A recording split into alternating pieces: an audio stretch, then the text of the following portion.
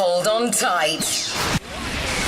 3, 2, 1. And now, here's your host. Can I just point out, we've got Iron Realm Media. Oh my god, Iron Realm! Fear's the mind killer. Fear's the little death. This is Uncle Walt from the Ironworks. Josh, Corey, and I have chosen to look at life with no fear. No fear of the unknown.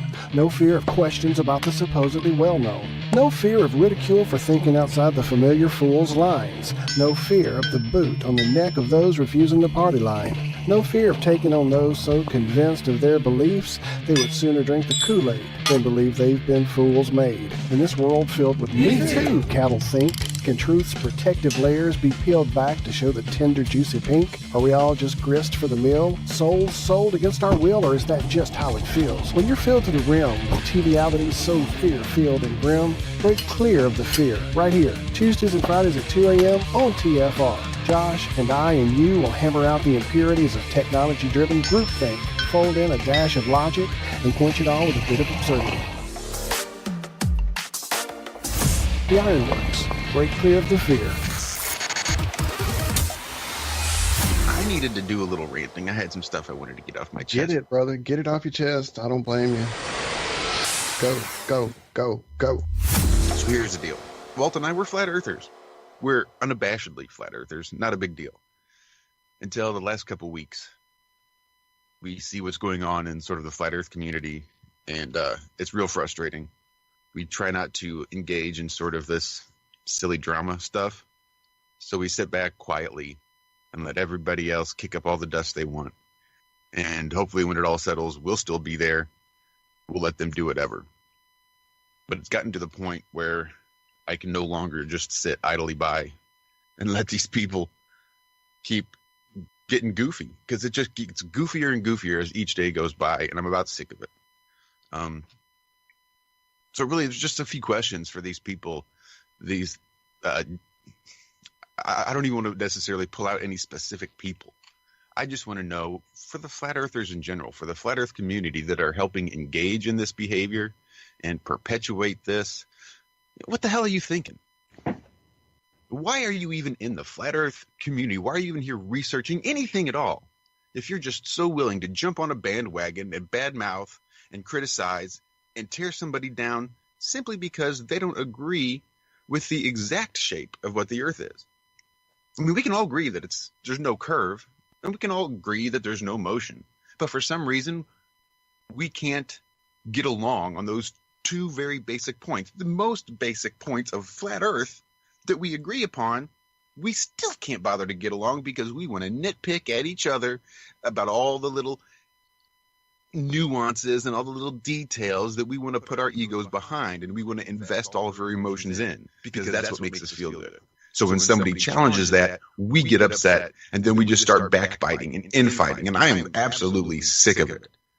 You know, I remember at the beginning of the summer, before all these meetups really kind of kicked off at the beginning, when the Flat Earth Conference was coming in, everybody was so pumped and psyched. Man, Flat Earth is coming out. We're just building momentum. Everybody was in a good mood. And now look at us, 4 months later, 5 months later, we can't even get along long enough to figure out what in the world's going on. I don't know. There just seems to be a lack of civility. For some reason, a lot of these flat earthers don't seem to respect themselves enough to be able to respect other people's opinion, especially when it's different, because that's what makes it great. This homogenized groupthink where everybody thinks the same thing is going to be super boring, and it makes it very easy to control. The only way the flat earth survives is with differing opinions, being able to talk about things and argue about things, and come together and try to work out what's really going on. But if everybody just buys hook, line, and sinker the same crap that whatever these top big flat earth people in the spotlight are saying, nobody's going to ever be able to perpetuate and find out what the real truth is. We'll just start being controlled and led around by our noses by whoever's in the spotlight at the time. We need to have conflict. Conflict's not a good word. We need to be able to come together and disagree respectfully. And that's where we have a hard time. So there's just zero respect. I mean, this is some like honey boo boo, Jerry Springer, white trash BS, and I'm sick of it. I am so sick of this. If we cannot come together and just say, there's no motion, there's no curve, it's flat, let's push that. We have zero proof of an azimuthal equidistant projection model as the flat Earth. We have zero proof of this square, flat, sun portal, time-space shifting square flat model. We don't know the shape of the flat Earth. We just know it's flat. So until you people can stop trying to invest emotionally in all these other nuanced BS that aren't really going to get us anywhere until we can all come together on the fact that there's no curve and no motion, we're never going to get anywhere.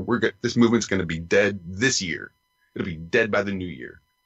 And I blame all these people that are fighting, calling people shills, calling out just pretty much anybody that doesn't agree with him, making up all kinds of stories about apps.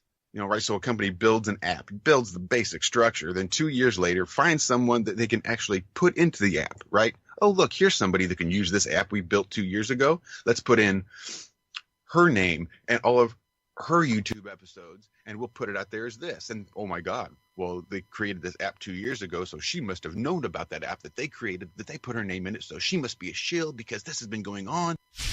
It's ridiculous, it's childish, and people just aren't thinking enough. Happy Flat Earth Friday, everybody. That was my little rant from Tuesday morning on the Ironworks over there on Truth Frequency Radio. Don't mind me. My audio's been all screwy. It's like I updated OBS and everything got reset, and it's just weird, and I'm trying to come in and fix it all now, but here we are. Iron Rail Media. My name is Josh Corey, TGIF. Thank God it is flat. Gentlemen, how are you doing? Rob, I see you were here. You were the first to sort of come in and stick around. So, how are you doing this week, Rob? I've been busy at work again. Haven't been watching much or listening to much at all. I was trying to get onto TFR last night, but no, I was traveling again, so I didn't get home. But no, I'm all good, and I'm raring for another. I should be right to start looking into some stuff again next week. Starting to slow down again, so it should be good. Awesome. We are also joined by James, the Full Armor OG, someone with whom I have way too little contact. James, how are you this week? I know, tell me about it, man. We are busy. I'm still fighting in the swamps, but I got some victories this week, and some new information to go on. That rant and what you were just saying, that's heartbreaking stuff, man. And like some of that has hit close to home for us at certain times. You know what I mean? Mm-hmm. It's like you and I said when it was just the two of us there when everyone was away, and we were saying we got to get back to basics. That is so necessary. Like if we don't get back to basics, I fear the worst for the movement too. So I mean, I know I've said it, but I'm going to keep saying it. Let's just beat the heck out of the curvature and lack of it, and no motion, and go from there. It's what I've always said, James. I know. It's what I've always said. If you, I'm a person that I'm for visuals and easy things. Because the only way you can wake other people up is with the easy to explain stuff. The basics, yeah. Yeah. Yep. Exactly. Other than that, I'm still fighting to see what I'm going to do with the studio. Got some new news there, and it's really heartbreaking to see the fighting and the tearing down, and censorship. It is killing me. They're literally censoring my channel so badly. I mean, I just have to be fine with it. I was at 12,000 subscribers, but it just will never show. It just keeps me below 10, and my numbers are like totally down. They're like blocked. My stuff's like being rejected, not eligible.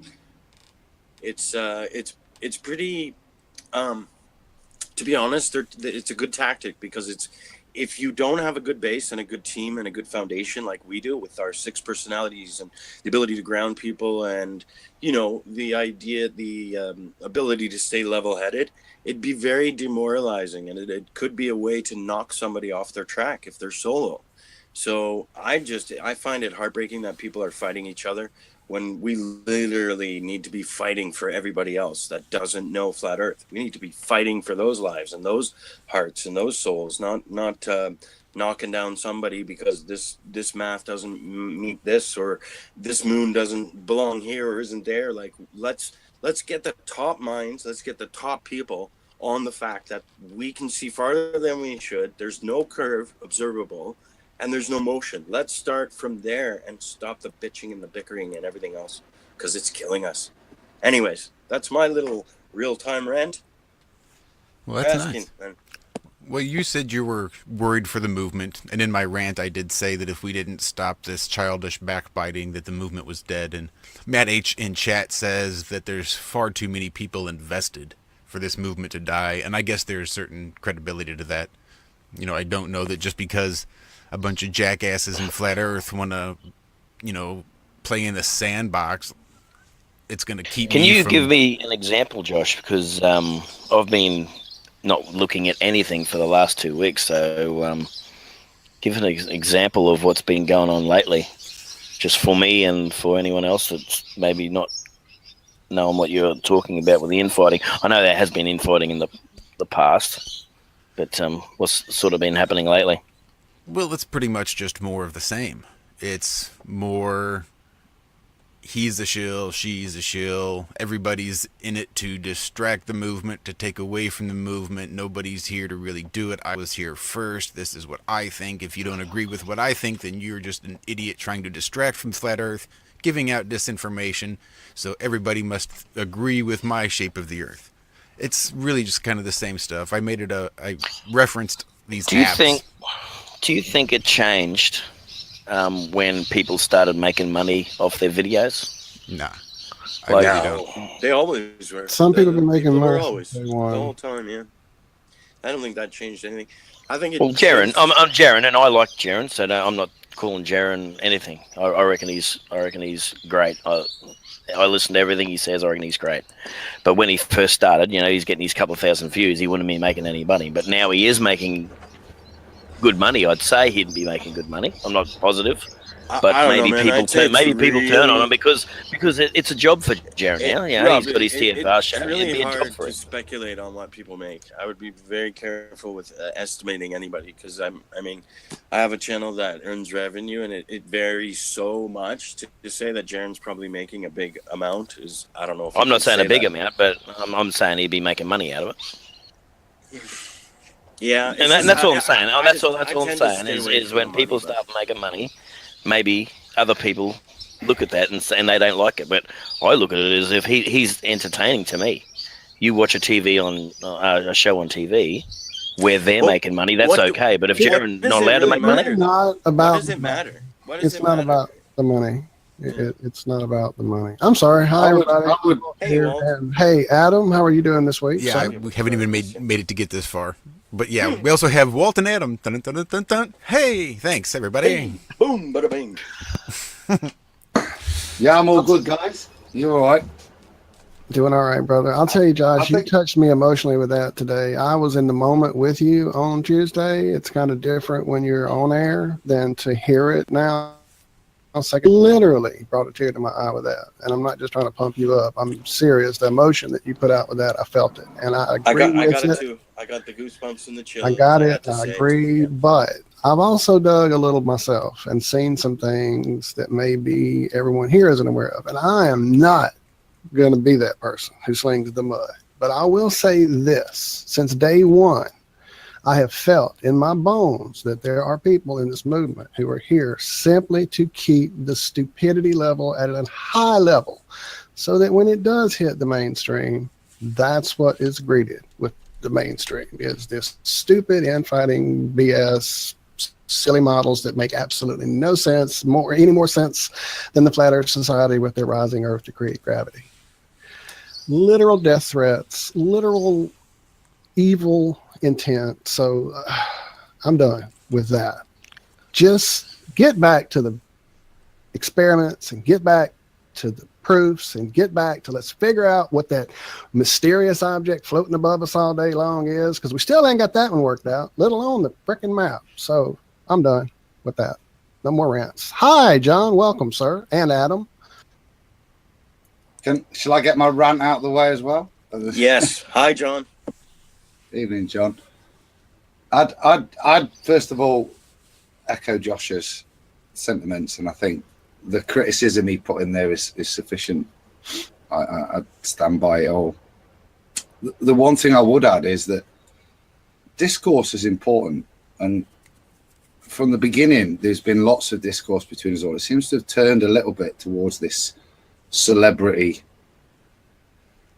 kind of media hype and conversation where we're leading towards personality, and I think that's sad, because it is moving us away from intelligent debate, and that's the only reason, you know, I got into all of these chat rooms, and that is that, and what we were having in the early days was intelligent debate. And I just urge people to maybe don't let the movement be hijacked by even giving these videos credibility. And I've never, whether I agree or disagree with flat earth comment in the multitude of videos I watch, I never ever give a thumbs down. I'm very bad at giving thumbs up. I forget even stuff I really enjoy, but I would suggest there's an opportunity for us here, guys, that if we do come across so-called flat earth stuff, and it's actually its content is personality and not flat earth, that maybe we do start to give it a thumbs down and actually send a message as the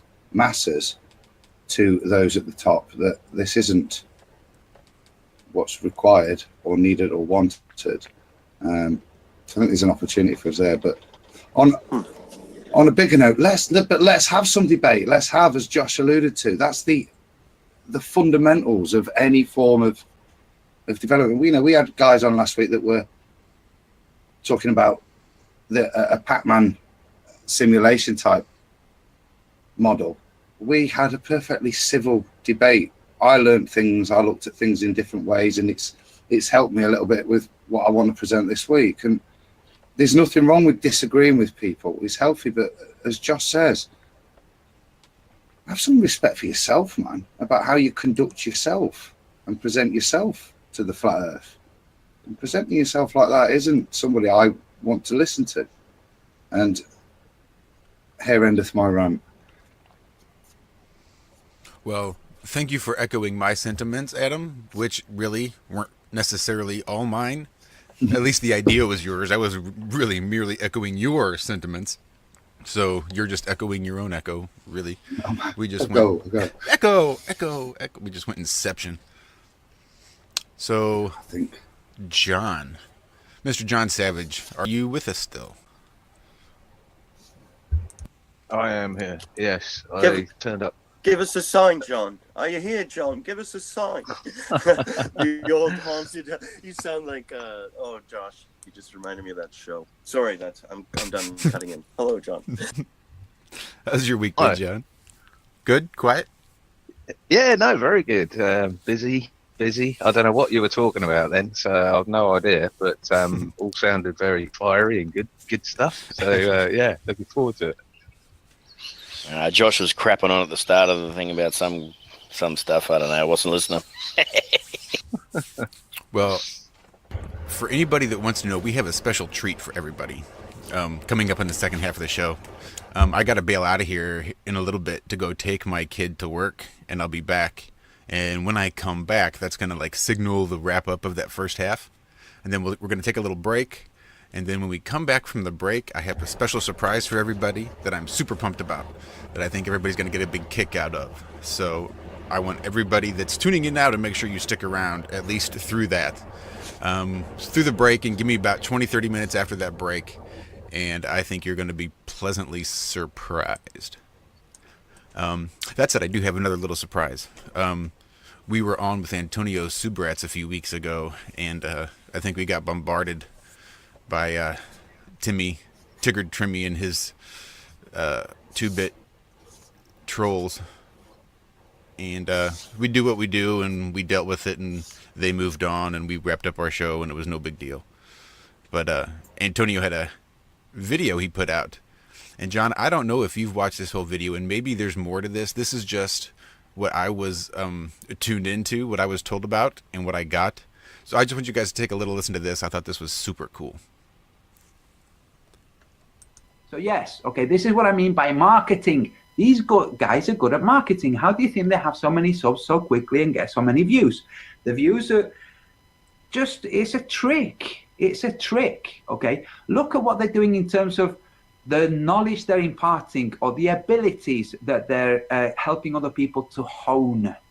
Are they helping people hone abilities? No. Sit and watch and listen to what's being said. What's being said? Fuck all. If you want to hear stuff that has substance, go to Iron Realm Media or even go to Globebusters. But go to Iron Realm Media. They're sat there quietly. And dude, you just... So anyway. So I thought that was really cool. Yeah, he was just talking about how he basically handled Timmy and his trolls. As far as I know, that's what he was talking about. Because that's about the only time we sit here quietly. But I think it was more, he was saying exactly what we've been saying, that we have been doing the work on this show. We're not playing the drama, reality game, show crap, Jerry Springer junk. We're not slinging names. We're just trying to get this stuff figured out.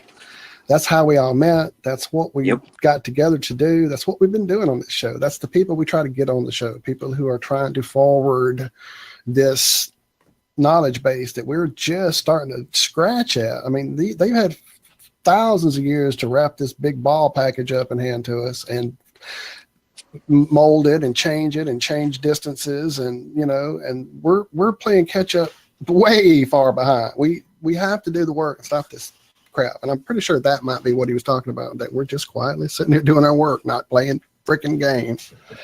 I could be wrong. It'd just be the mood we're in, maybe. Well said, man. I think that's what we planned from the start, wasn't it? It was. That was the whole point. Mm-hmm. That's by design. Stay out of the drama and concentrate on the goal. Now that we're talking drama, though, Josh, I did see something, and I saw it on YouTube this morning. I didn't look at it, but it was one of our friends versus somebody we've had on the show. It was an actual video. Some so-and-so versus so-and-so. And I was like, what the F is that? So, yeah, that's pretty lame. If that's where we're at, where there's videos called X versus X. Why can't you name who they are, James? Because we're not doing that. We don't do that. We don't sling names. We're unbiased. Well, it's just a video. It's just a video. It's just a video on who's talking to who was versing who. We'd have to make sides. Third grade. I think if we start mentioning any names, you get drawn into the nonsense. So let's just say we're aware of the nonsense, and let's just leave it behind us, because it's not how. I just find it funny that there's sort of, we're told there's 7 billion people in the world, and there's like how many thousands of flat earthers, probably millions now, I'd imagine. But the best they can do is make videos about other factors, without any sort of provocation or major disagreement or anything like that. It's just it stinks of insider trading to me. Yes, it does. It's exactly what Uncle Walt was talking about. It's high level dumbing down to appear and control the swell, as in a bunch of inbreeding fucking yeehaws who don't get along, can't get their shit together. A few smarties came in at the beginning, all the engineers and stuff. There was a little interest, but they've now seen it and they've agreed that it's nuts. They want nothing to do with it. The movement's just they're nut jobs. And I think that's why we avoid it. That's why we avoid it, because it doesn't need the drama. I mean, flat Earth, it's exciting enough as it is. Learning that you've been lied to for the whole of your life and that you can actually prove it. It doesn't need the drama, but I understand some people are in this for the drama and they enjoy the drama and that sort of thing. But yeah, I mean, we'll stick to what we're good at, I think, and geek out. Drama gets views, but doesn't it? Obviously, because people want to see it. It's just Oh. like a drama on TV. They want to see it. Absolutely, What's going on? absolutely, it's exciting. But in reality, you know, finding out what you're living on and what's around you is 10 times more exciting to me, anyway. Knowledge is exciting. Real, true knowledge that we've been kept away from. That's and good debate. Exciting. And yes, to be able to logically debate it, but it's kind of stupid when we've got a guy debating how long, like, the laser test is to a guy who's saying, I think the planets are invisible. It's such a gap. Like, let's stay on the ground and work up, or you know what I mean? Like, we've got to narrow the focus. Well, concentrate on what we do agree on. It's a stationary plane. I presume most people agree on that one. I would like to think so. Fingers crossed. Although, there's a large contingent that think it's a stationary ball, but that just defies logic to me. Half ball or a full ball, John? A full ball that's geocentric is a stationary full ball with everything revolving around the ball. But they've still got to find the curve, and I haven't seen much of that. So speaking of and debates, explain curvy water. Sorry, Josh. No, I was going to say, speaking of debates, in our Twitter chat room earlier today, we had a friend of ours, somebody who's been here on the show a few times, dropped a video. It was just inspiring. One of the most inspiring ones, flat Earth videos I've seen in a long time. And look, this is 105 seconds worth of inspiration. I'm going to show everybody on YouTube the video. You guys, I'm not going to share the screen because it's primarily the audio. But I just want everybody to take a gander at this and look at how brave this young gentleman is right here.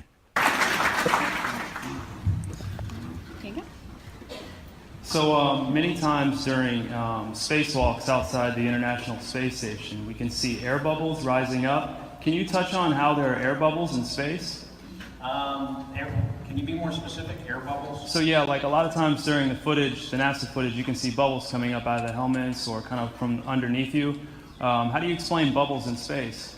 Yeah, I'm not sure exactly what you're talking about. Now sometimes you get water in the helmet, and it's either from sweat or from the cooling garments. And in some of my spacewalks, I had like water in the helmet. Not like I was going to drown in the helmet, but just little bits of water probably came from sweat. Often on the outside of the space station, you'll liberate little pieces of, it's a really harsh environment out there, and the outside of the space station gets beat up pretty good. And sometimes, you'll see just little flecks of paint or something that you might have disrupted floating away from the suit. And, that's generally what that is. I've never seen any kind of air bubble anywhere. Yeah. Could it be that you're filming in an underwater pool and you're not really out there? All right, well, I just encourage everyone to look up bubbles in space, #bubbles in space. Thank you very much. Thank you. He spent $45 to say that. I got him free. Don't spread the and flat in space, right? Very flat. I love it. That is brilliant. Awesome. Justin is my hero. It's brave. It's brave, isn't it? That was amazing. That is our friend Justin Harvey from We Are Change Orlando. Talking. I like the way he said floating. Yeah. Bubbles, they're floating away, he said. No, I like #, flecks of paint. I love it. Flex. Flecks of paint. Yeah, that's all it could be. That's got to be my it's favorite a harsh word. environment. I mean, When do they repaint the space station then? Do you reckon they go out with a paintbrush and give it a new coat? Probably Tom Sawyer got up there and whitewashed it.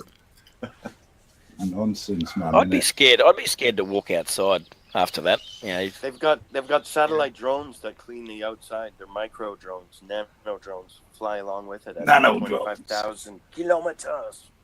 My favorite No, word. they got one of those. They've got one of those window washers with a magnet on the inside. So you just go along, and every time you see a magnet, one of these pull things, you shuffle it around a bit, and it cleans the outside. Must be. Do magnets work in space, John? Oh, you'd have to ask. Yes. Magnets in space. Oh, Rob, you're hilarious. You'd have to ask one of these people that own infinite vacuums. Do window washers work in space? Does anything work in space? As long as they're not part of a union. In space, no one can hear you clean. I've been having it out on Twitter about whether things work in space this week. So I've been doing lots of research. It's quite interesting. I think we all remember the big thing that we were not sure. We could all, as a group, remember whether or not certain things work in space. Hey, guys. Wink, wink, nudge, nudge. Nozzles and cones, nozzles and cones, nozzles and cones. That's what makes rockets I have no work. idea what you're on about. Either of you. I think we dealt with rockets in space the other week, didn't we? It was, Yeah, we did. Bing, bing, bing, bing, bing. Was that when I wasn't on? Perhaps. Yeah, you were there, John. Or you just don't remember, which is just as likely. Or you reset. Yeah, That'll be that's it. more likely. Yeah. John, you were there. You were there. That'll be it. And Maybe John, I've you were been saying having that this rockets. debate. John was saying they work in space, weren't you? John, you were saying they do. Maybe work in I've been space. having this debate for more than a week Absolutely. then. Whilst we're just No. rambling, Rockets don't work in space. As far as I know. Go on, Adam. Go on, I was going to say, whilst we're kind of just like off anywhere, can I give you something to ponder? Something that I was doing this week, and Josh, can you put the ellipse video up for me? And bear with me, there is a purpose to this, but if you just watch it first, I just want to show you something because I was trying to do some bits this week, and a kind of something. Whoa, bonfire night started. Josh, you're going to have to put that in the hangout because my live stream. Somebody firing a gun. Is there a Not false working. flag going down? Yeah, What's no, going on? Is there a don't false worry. flag? You Jiffy might want to Pop? mute, This Adam. is Jiffy Pop. Yeah. Jiffy Pop. It can't last for longer than a minute. It costs thousands. Well, it's only the neighbours. I reckon I've got an ISIS cell next door. They're just practicing. Oh, speaking of that, Reporting live. There's a false flag in Nottingham. Our field reporter Adam is on the scene.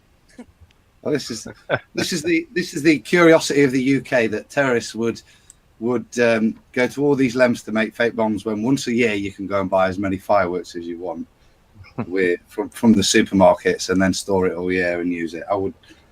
It's nonsense, isn't it? Yeah. Anyway, sorry about that. That was you were right, John. That was the extent of the neighbours' display, I think. cheap. Right. Yeah, maybe could you just, Josh? Can we play John. You're funny. You bet. the ellipse one? Yeah.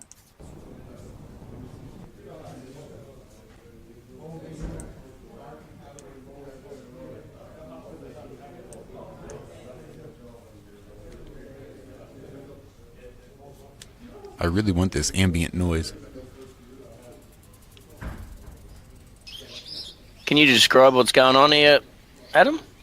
There's a bloke drawing an ellipse. It's how you draw an ellipse, simply. Okay, so what you're seeing there is the point of drawing an ellipse is unlike a circle, which only has one point of rotation where the defined radius is applied to create the circle. An ellipse has two. Now, the radius is actually the same, but it's the distance to the edge from point A and the distance from the edge to point B. Now, they're always, when you add them together, the same, just like in a circle. But because of and the way you can vary the difference between the 2 points, that's what creates the ellipse shape. Obviously, if you bring both those 2 points together, you make a circle. And that was kind of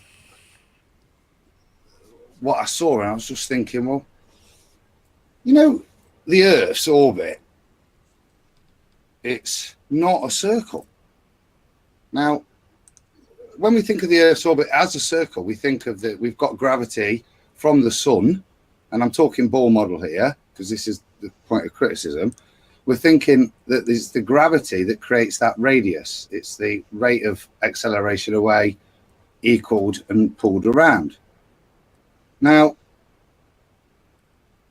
if that's the case, we're told that the Earth's orbit is an ellipse. But as you can see on that point, the way you create an ellipse is to have two foci, not just one, like in a circle. So we can assume that one is the sun, one of those foci is the sun, but that would mean what's the other foci that creates the ellipse? That would be the moon.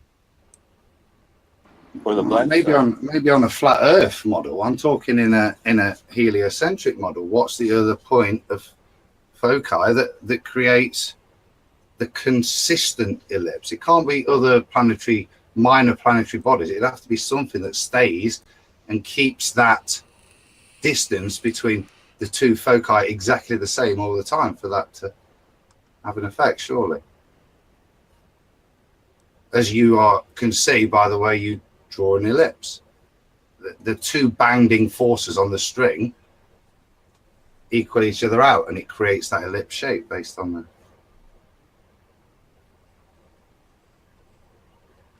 So it was just something I was thinking, how then do you get a heliocentric orbit? What's the other foci?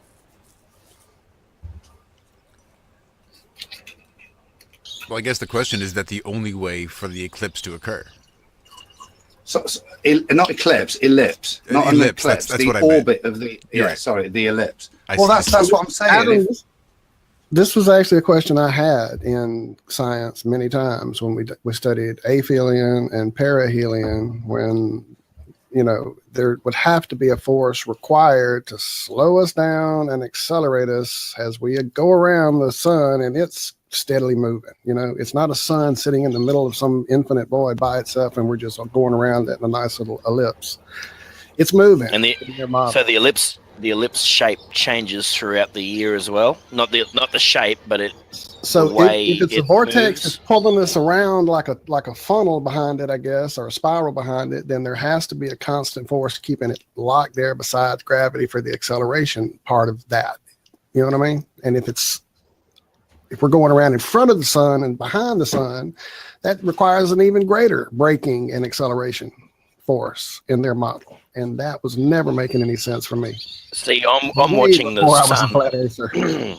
I'm watching the sun this morning arcing for me the wrong way again. It's moving from my right foot to my left shoulder again, where I would think that it should be the other way around. I know I talked about this last year when I'm sitting here, because it's this time of year where the sun beats down on me. This time of the morning. Cardinal points rather than your body parts? No, I probably can't. That's as good as I can explain it. You know what, Rob? I think you're going to like rising in the east or the southeast? Yeah, no, it's rising nearly exactly east from me at the moment, I think, but it's moving to the left, up and over my left shoulder, where it's for me. It should be this time of year. It should be just moving around my right shoulder. So you're saying it's appearing to go north of you as it goes past? Yes, appearing to be north of you. Yes. Well, that's sort of contradictory. I mean, and when it sets, is it setting in southwest or is it setting west? It would be setting in the southwest. Right. Okay, so rising in the east. Probably around about the 260 or 265 mark, I'd say, at this time of year. It'd have to be. Yeah. So then, and I remember talking about it last year, John. I remember I got the chalk line out. I had a pole there, and I drew the chalk line, and I think I showed everybody that the chalk line was, or the pole, the shadow of the pole was moving to the right of the chalk line. Yeah, it sort of contradicts the controversy, though, doesn't it, with Jake and the flat map and all the rest of it, saying that in Australia they see the sun rise in the southwest and set in the southeast, and rise in the southeast and set in the southwest. You're saying you're not seeing that. You're seeing half of that, rising in the east and setting in the southwest. So Yeah, it's clearly something weird going on.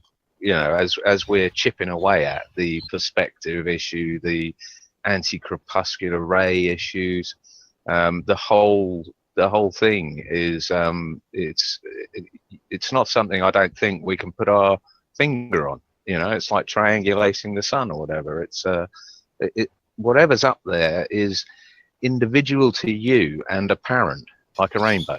I know that we're trying to get onto the AE map. I think today we were going to talk about the AE map and how it's not right. But if you look at the AE map and where the sun would be moving in a circle, say the sun was moving in a circle, where the sun would be for me, my part of the world, it should be passing over my right shoulder, but it's not. So if I now got the AE map, it's just not right. It's that, Rob. Yeah, but that's what I'm saying. We know it's not right, but we're trying to determine a map on the ground by looking at multiple revolving planes above our head through miles of atmosphere and different atmospheric conditions. It's almost impossible, I imagine. Well, guys, maybe not. Let me intro this a little bit for you, Adam, because I'm going to have to get out of here in a little bit. And when I do, this is going to take up a lot of time. And I'm going to try to listen in whilst I'm gone, because I'm super interested in what Adam has to say here, because this is going to get a little crazy. Let me see, where am I? I need... Josh, just a quick question. I'm screen sharing now with the SketchUp. Yes. Is that visible? Can you see the pyramids? I can see it. The YouTube cannot see it just yet. No, but it's visible on in terms of. So if I zoom in like that, is that getting bigger? Yes, it is. Yeah.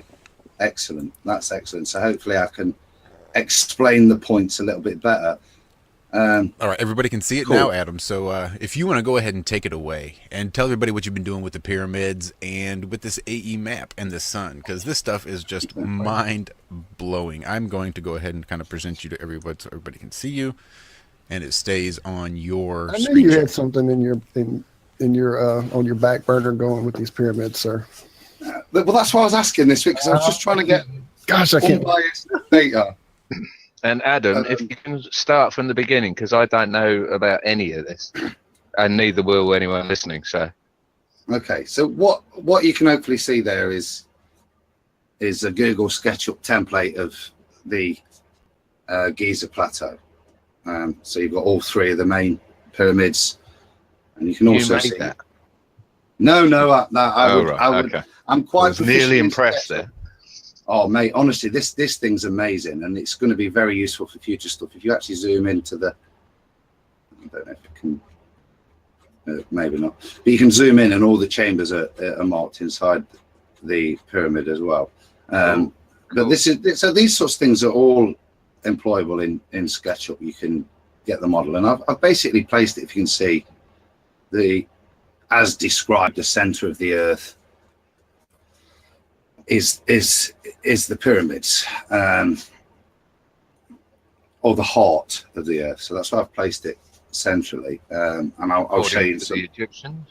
Well, yeah, according to a lot of ancient texts. So I've placed that right at the center of this pyramid, and we're told that this is at 30 degrees north latitude, and we were looking at some of the. I was basically, for ages I've been looking at how to draw maps and been drawing maps, and I've struggled with trying to create a fixed point, as we alluded to the North Star and magnetic north and declinations are all create sorts of issues and problems at fixing things. And then you've got the sky itself. Now, what I've kind of been looking at for a while is and I've done for ages. It's a bit like, whoa, you know what I mean? Looking at ancient technologies and ancient history, megaliths, the likes, and their purpose. And what I've kind of embarking on doing at the moment is there is a secondary equator. And Walt, you might know a bit about this and maybe throw a little bit more in whilst I get a drink.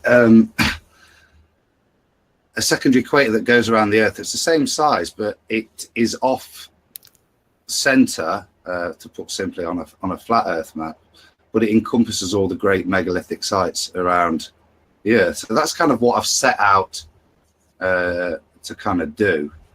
And interesting. Well, that was one of my first stumbling blocks, believe it or not, besides NASA, was the fact that I knew that if you connected certain megalithic sites through their sphere, it created this nice geometric shape too. So then I did probably what you are about to say, is you look at all this on the flat map and it turns into a circle. So yeah, go ahead. Well, there are circles. That's what I'm trying to do at the moment, mate, is plot that, because it would seem to me that this circle early on is already off center from what we would call the North Pole, from where we typically draw stuff. So that's a long-term project, and as you'll see from what I'm trying to do, there's a lot of work to do. There's some about 12 or 13 sites around the Earth. Easter Island, Machu Picchu, Angkor Wat. These are all the sites that run on this ancient equator line. But anyway, so from doing that, I just stumbled across a few of the bits and bobs, and it sent me off on a bit of a tangent, and kind of linking it to the AE map with this such fuss and nonsense as if people hold it as a Bible or some defined thing. It's a really useful tool, I think, the AE map, or certainly,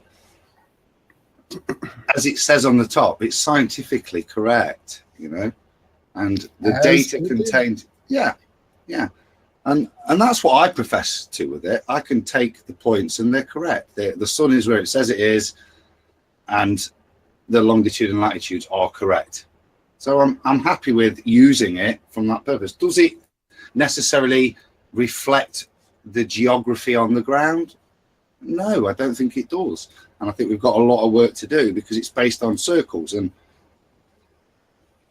some of the minor conclusions of what I will eventually get to, I think maybe demonstrate that the routes we're plotting, hence why I got onto ellipses, aren't necessarily circles. It might even be square, as suggested to in the Bible. I don't know. So anyway, so if we look at the here, I'm just going to focus on the Great Pyramid, the big one, the first one, and you can see here there's also there's 4 other pyramids on the east side, and these are historically described as tombs of the queens. So, you know, he built the big one for himself, then a couple of little bedrooms for the ladies, is what we're expected to believe.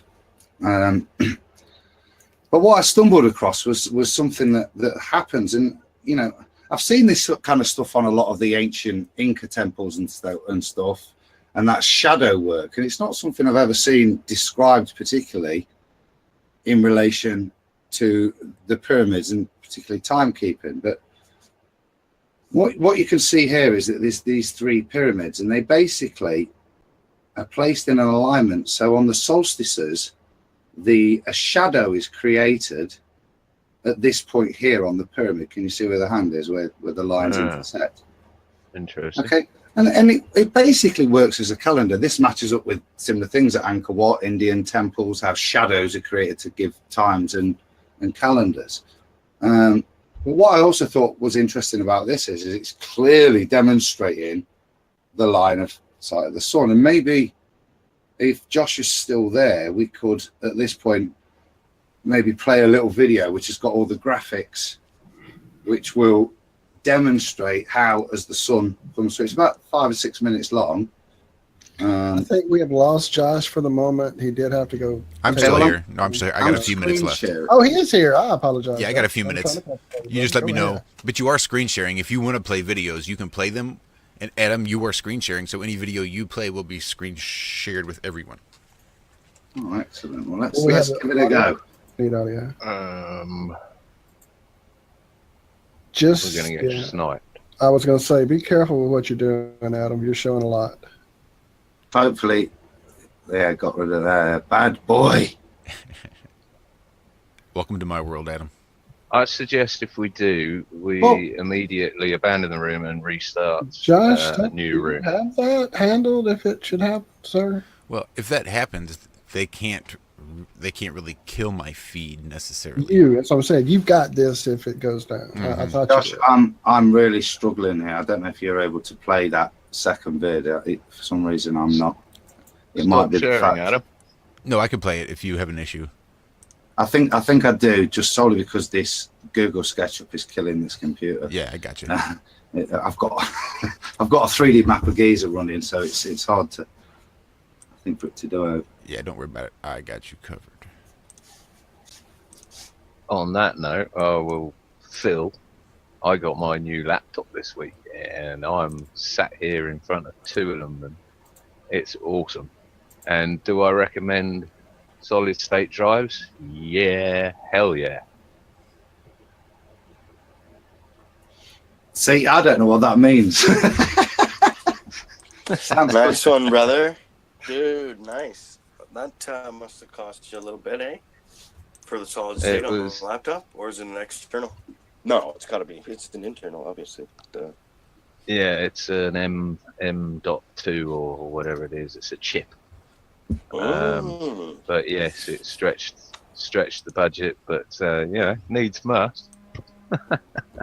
You must have done a lot of not work my money. for the missus. Yeah, I know you did. Must have done exactly. all the chores. Yeah, he's a really good boy. I wangled it really well, actually. No, that's what you do. You're a procurement agent. You used to be a buyer. We bought two. No, I was an IT manager. We bought two laptops for the kids, and we gave them one so that they got used to sharing, so that they were forced to share. Well, that was my excuse anyway. My other excuse was that I wanted the other one to be able to do this. And now they're getting to the age where they really want their own laptop, and they've been saving for over a year and everything. So they're going to have the one I'm on now, and obviously I need a replacement. So all budgeted for. So what have you got it? You've got the show, you've got YouTube up on one, and hang up. Like, what are you using it for so far? What's the setup? I'm excited. Well, no, I've only just finished actually installing the thing, because it was a custom build with no operating system and everything that came. So I are you doing for Ubuntu? Ubuntu, yeah. I tried desperately I even bought a copy of Windows 7. Stop us rambling when you're ready, guys, by the way. I've been ready for a while. I'm screen sharing if you guys look at the screen. I'm pretty sure I know where you're going, John, and I know I've had heartbreak with trying to get a copy running with the apps of today. They don't like to make it compatible. No, so I have a plan. Anyway, are we ready? Yep, we are. Yeah. Cool.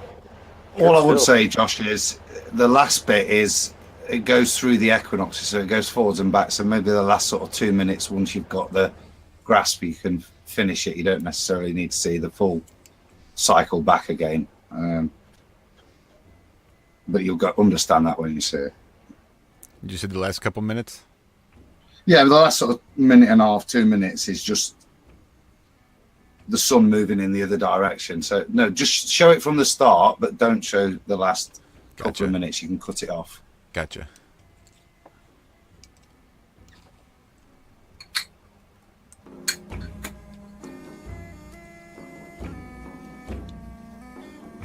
The words are scrolling. I don't know if anybody can read that. There it is. It'll be helpful if you can make it bigger, and it's quite. Not too much for you guys, no. It'll throw everything else off. As long as people you know, on the broadcast. Oh yeah. It's like full screen on the. You'll have to read it, Adam. I can't. It's too small.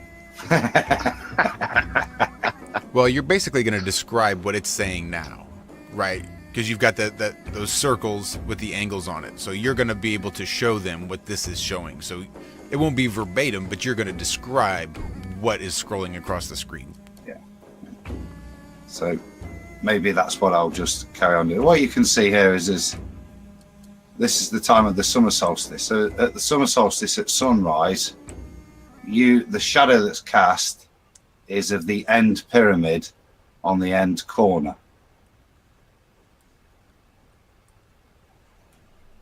And then just watch the year unfold, sort of thing. You'll see that by the time you get to the both vernal and autumnal equinoxes, you've got the second one cast in.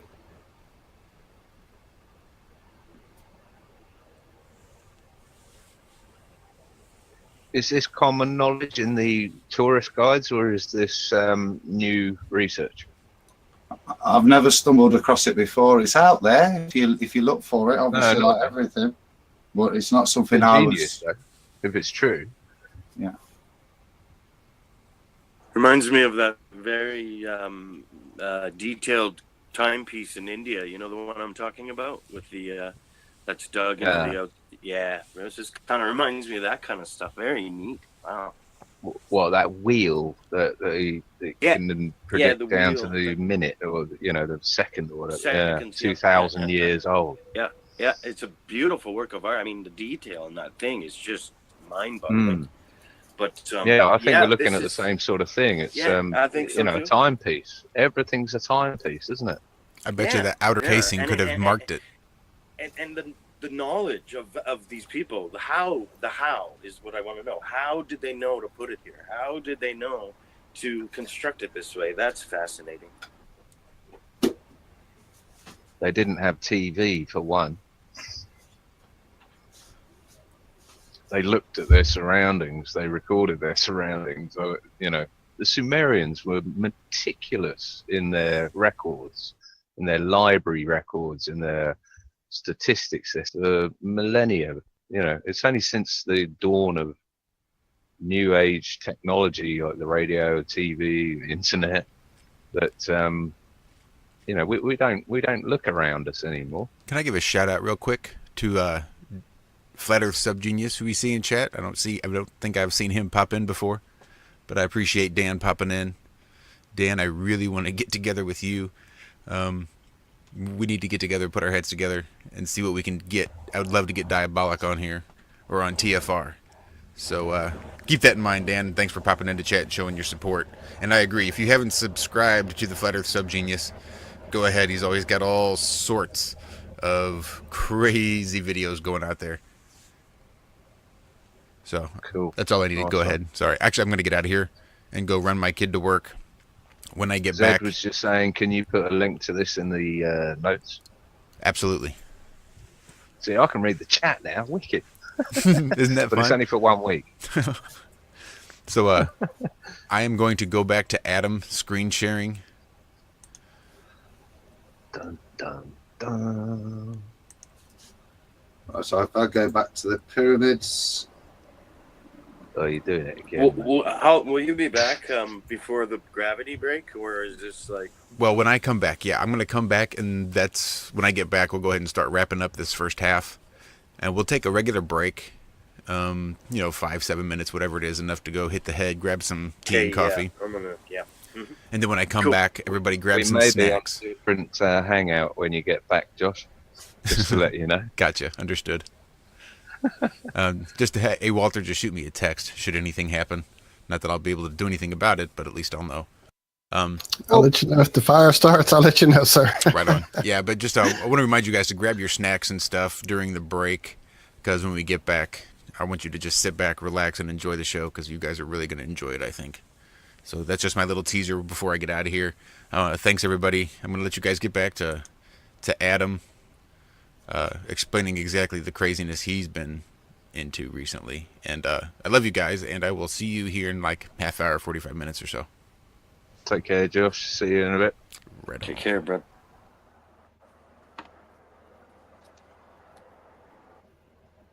On that, John, obviously you were. This is supposition. This could be. I have no idea where this is going. This is just something that, as I've been playing with a few bits and bobs, have come out, and it most of the data you read is ball data and all the ball proofs, all the stuff that's encoded in the pyramids that prove a ball.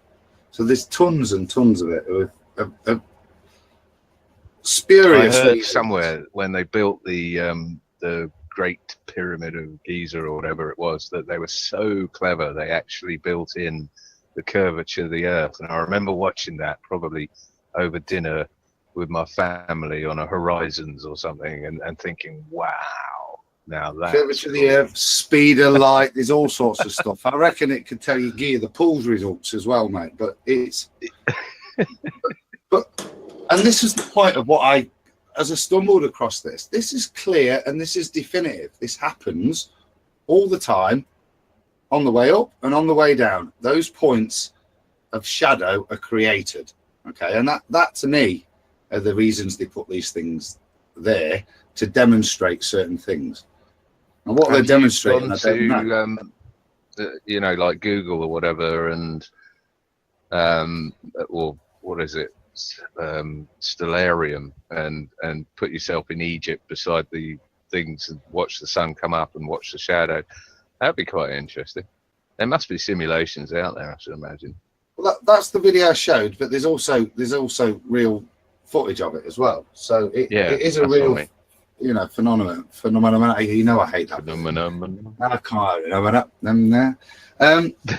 So we've turned into the Muppet Show. Yeah, too right. There you go. That's interesting. Really interesting. So, with that in mind, I then tried to extrapolate it and maybe draw some data from it. And obviously, that we were criticised in the AE map earlier, and I do think that from what I've done, you can start to see a little bit of the criticism of the AE map.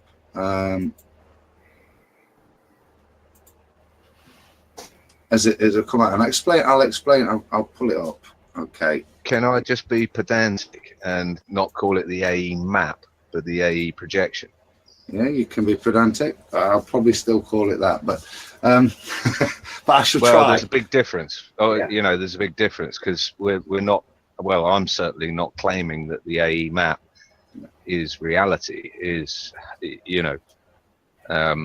Will reflect the sky above or that sort of thing. No, I think flippantly I make that point. You know what I mean, John? That's actually the point, isn't it? And we use it, we say the term map, but actually we know it's a projection. And as we alluded to, it's more a way of obtaining scientific data. It's a graph. Tool. It's better. Yeah, it's a tool. Yeah. It could be used for navigation, no doubt. It could be used for all sorts of things, but it probably can't be used for everything. Okay. Now, if I was to keep zooming in here, we get into Giza again. But I've split the two projections up solely because my computer can't cope with all that detail and then zooming out to the size of the Earth. And what we've got here is I've drawn those lines. So I've drawn the lines of projection of the sun coming in at the different points in the air. So up the top here, we've got the summer. Then we've got, I'll just stick with the autumn equinox. And here we've got the winter solstice here. Okay, and these are the lines that the sun's light is coming in if we believe that those shadows are true. And they're derived from that. And now these, obviously this is straight when the sun is directly over the equator. And I'll show you those in a second. And these two are both 28.8 degrees. And what I'll do is I'll zoom out a bit and you can see here what I've marked on here on the circle is the equator circle, the two tropics of Cancer and Capricorn. So I did that and I've plotted it out, and like I said, as I just extrapolated that line out, it kind of occurred to me that actually we're saying the sun's path is along this circle during the summer solstice. Okay, so my first thoughts are, well, okay, I should then be able to draw a straight line from there and follow the straight line to where it meets the Tropic of Cancer, and that should tell me where the sun is, because the two should match up, shouldn't they? Because that's where the light's coming from. But that's not exactly true. It's not going to happen though. No. So obviously, I'm thinking, well, that's. Well, I mean, if the Earth was a vacuum and there was no atmosphere, then that we'll get may to that. very well happen. We'll get to that. So let me explain the data, and then the pathology is probably that's part of it. I think there might be more because. So anyway, so with that in mind, I looked at that and I'm thinking, well, that's only what that's 90 degrees is 6 hours if we work as a data extraction map. So what I'm looking at that is, well, that's less than 6 hours. So I thought, well, let's have a look at what time sunrise is when this is all going off, when these shadows are created. So I looked it up. It's 4:55 in the morning. So we'll call it 5 o'clock. So I kind of like, through a bit of maths, back working, etc., worked out where this point was and looked it up on the map and realized it was kind of nowhere near, only sort of 4 hours ahead. So I'm thinking, well, if we're looking at this sort of projection, where should the sun be? Well, the sun should be directly overhead at midday. So so the map underneath should be midday. So I had a little look to see, where midday, was, and this is 5 o'clock in the morning here. So what I actually did was take 15 degrees per hour, multiply it by 7 to bring me to here. So that, where the hand is actually when you see the sunrise coming in along these lines here on the AE projection, as it's describing it to you, as you see it coming in along these lines here, so your assumed position is actually here. What we're actually saying is it's actually there. Now, the interesting thing about this point is that it actually lines up, you can see on the other side here. And this is the Nazca lines. So a straight line through the North Pole actually meets that point of the Giza projection. Oh, that's awesome. This line here, which... Wow. This line, obviously, because, basic maths would say it's got to intersect. This is, and like I say, I've got a lot of all the other 12 places to plot. There's all sorts along this line. There's Petra and a few others. So there's quite a lot along this bit of Africa here, and Persepolis is there, and a few others. But if you see this one here where it intersects, well, not intersects, it's actually here. This one is Angkor Wat. So like I say, once I've started to plot the date, I think we're not to see a bit more. But like I said, this one I thought was really interesting, that it's actually the hummingbird thing that lines directly up with that and intersects across. So these things aren't necessarily, these lines, incompatible, because they're angular lines with a different shaped sun orbit as well. So that I don't preclude that they're negated by a different shaped orbit. So that's the kind of the crux of it, guys. Look, the sun, even on an AU projection, is in a very different place, both angular and also distance wise, for when we're perceiving it. We could perceive it anywhere along this line. I'm not saying it's at this point. I'm saying this is where it intersects, where we are suggesting it should be, sort of thing, the point of its orbit. If we change these to ellipses, we've got massive things to implicate, and that's work for another day. But literally, this was just early work And I thought, wow, that's with all the AE map argument, then of course it's not geographically it's motivation correct. to carry on, that's for sure. Yeah, I think there's some nice early data there. It's amazing. Yeah. I'm loving this. I had done a little, it's not this, I did it actually back in the day on the Globe because, you know, I still thought that's where I lived. But I found, I almost hate to bring all this up because I don't want to send anybody down this rabbit hole, but I did a lot of research on the face on Mars and the whole Cydonia complex area with pyramids, and it kind of does similar things with the face and the sun and the angles of the pyramids. Obviously, all I've done is copy this layout right here that you're showing us. This is awesome. And then the whole 19.5 spot on, you know, the layout of the grid, I'm sure it would correspond here as well. I'm going to look at that for sure. This is for any ballers out there, it'd be interesting to see how this aligns with ball theory, whether these angles match what we're told and why, because there's obviously big differences, as we described the sun's orbit earlier as an ellipse.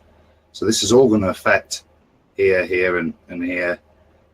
These are still the same points on the ellipse. These are the long points and these are the center points, but it'd be interesting to see if it married up with ball. Like I say, it's there as an observation that we can't deny that shadow occurs at 28 degrees north and south on the two equinoxes on the pyramid created by those other pyramids, and that's data, real good zetetic data. Wow. Yeah, it'd be nice to have that reconfirmed. I would love to, yeah. The neo flat age. Good See, stuff, though. This is taking me back to all of that stuff that at that time worked perfectly for all the spherical, that the whole tetrahedron 19.5 math thing. It's been too long for me to remember it correctly or explain it correctly, but did you ever check any of that out? The whole Hoagland tetrahedron thing, that was kind of the first place I ever saw that there was a cloud formation at the pole of Saturn that was shaped like, you know, cutting angles instead of doing swirls. My my first conspiracy, if you want to call it that, to look into was the moon landing. So as soon as it took me about 3 years to get absolutely au fait with it, but as soon as I was, then Hoagland pretty quickly showed himself to be who he was. Yes, sir. Exactly. So that's when I And dispensed he with all worked that for too. NASA as well, didn't he? Oh yeah, he sat right there and helped explain it all as it happened on the news. Yeah, this day and age, if But you ever... but now looking at it like this, with this thing, Adam is now thrown into the mix. My goodness, I would like to look at all that now. That whole 19.5 math and see how it works out here. I'd forgotten completely about that stuff. So is that you done, Adam, or I'm being rude now? He's doing work as we're talking, man. It's awesome. He's probably is, yeah. He's playing around with it. On that case, how did we manage to start an hour early? Because I missed the start of the show, as well as is it Vagabond? The clocks went back only in the UK. You guys went back. We didn't, apparently. We go back Sunday. Oh, right. So 2200 GMT. Okay, I've got you. So we're the cock ups then, Adam. Yeah. Which, to be honest, John, if we'd had Adam's work, we'd have known what time it really was, and wouldn't have had this mistake. You need to design a clock, Adam. Well, that's the point about the projection. It is accurate. Again, it's accurate in terms of if you want to know the time in a different part of the world to the minute, to the second, it's fantastic at telling you that. It works. It's scientifically accurate, this projection.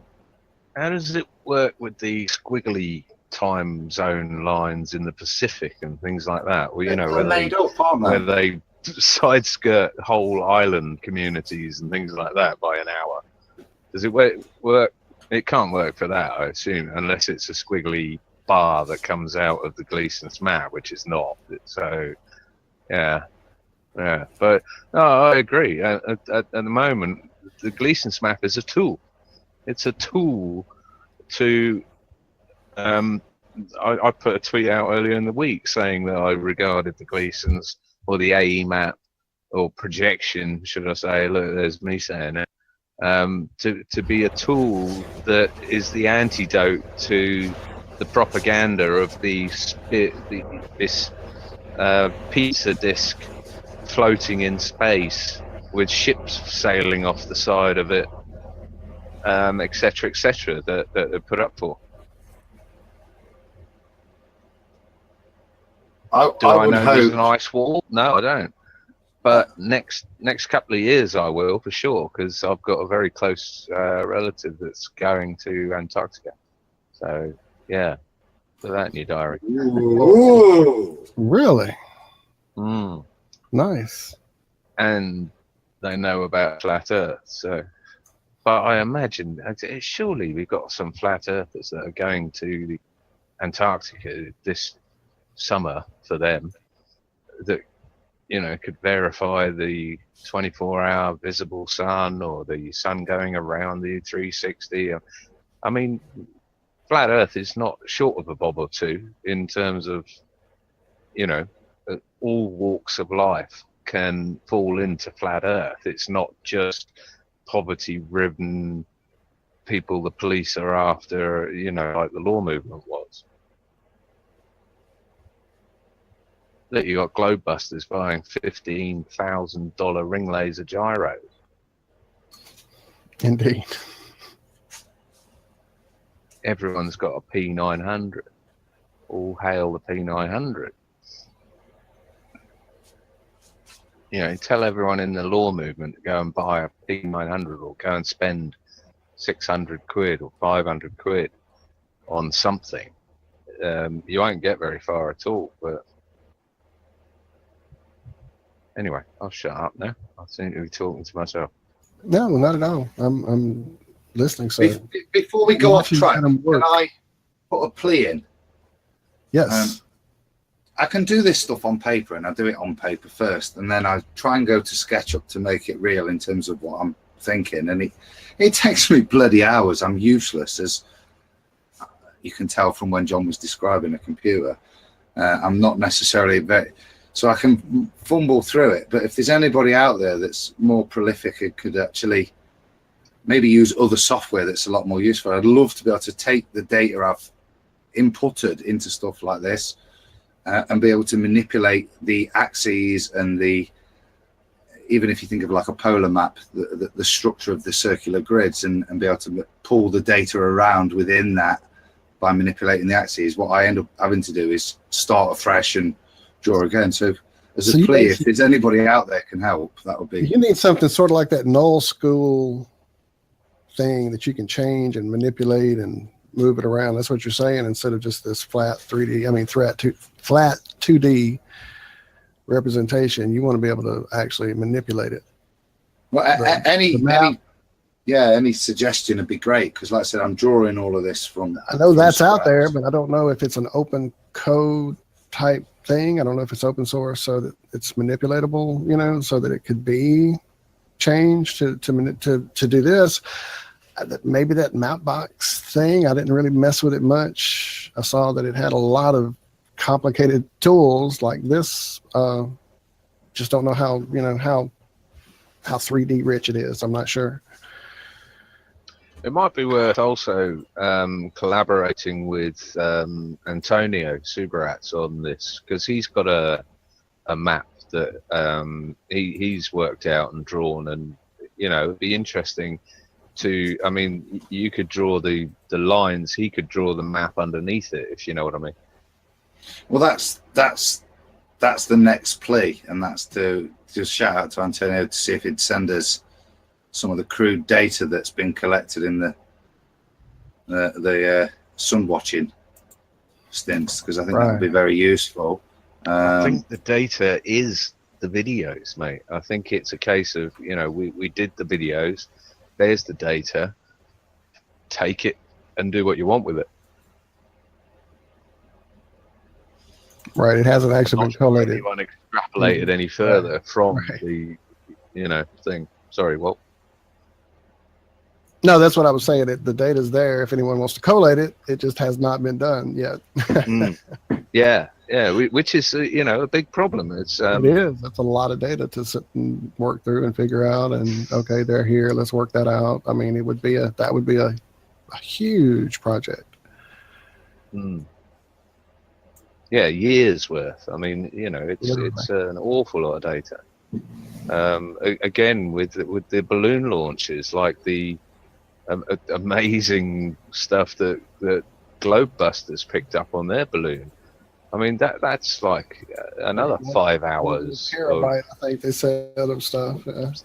There was 3, I think. 2.5 more terabytes of it or something. Yeah, crazy. Yeah. I mean, that could take years to go through. Yeah, that's what we need, is little cottage industry, little. Oh, well, that's what we've got. It's people beavering away in their, in their respective bubbles, doing their bits and pieces. Right. Well, that's how Sirius came up with his map. Is he's worked away at that for the time he's put on it, and definitely he has put some serious time on it. We just need to get all this stuff going, and like you said, get teams together to start in on this. I mean, it's just, I guess everybody's trying to find that big aha thing that's just going to make it all pop in everybody's mind at once. And that, we've been looking for that aha thing here in our little crew for going on 3 years almost. It's just not there. We need to get this plotting done, this slow plotting through the data and work out these plot points like this. And it's not going to be a aha moment, I don't think. I think there is an aha moment. I think it's when you understand the properties of a standalone, unadulterated, you know what I'm going to say, mechanical gyroscope. Yes, sir. Yes. and the rigidity in space and precession and parent drift, then it all becomes completely apparent. That's your silver bullet. Your brass rotating rotor gyroscope. Get on. If I'm going to get a bit philosophical, I think what's right, they've had 500 years of building their model and making sure the data is collected and only presented in certain ways. We're just starting, and we're seeing now, as we're starting to collect data, we're seeing things, strange occurrences are coming out as we do it. We're blessed that we've got things like 360 cameras, and Stan and his guys, their viewpoint, I think, is very different to ours, but they're out there, they're researching, they're collecting data, and all of this data, I think, over the next few years, and that's the miserable point I'm saying, this is a long stint, and if you want some golden bullet, get out, man, get over it. It's not a soap opera, it's not a fairy tale. It's going to be hard work of collecting data yourself, and this is the important point about having respect for other people's opinions. Lots of odd ideas that you disagree with coming out there, being disproven, later on being accepted again. That's how actual real science is supposed to work. Do you know what I mean? And maybe we should set an example of how real science is supposed to be worked, collected, theorized, and appraised. There's nothing wrong with that, politely and civilly. I think we need to start a society. That was the original, purpose, wasn't it? Of starting something like the Royal Society, Royal Astronomical Society, all this sort of thing, was to have peer reviews, and it was to challenge all of this stuff and real can't we be a league instead of a society? Can't we be a league, just a league of fat gentlemen? Oh no, wait.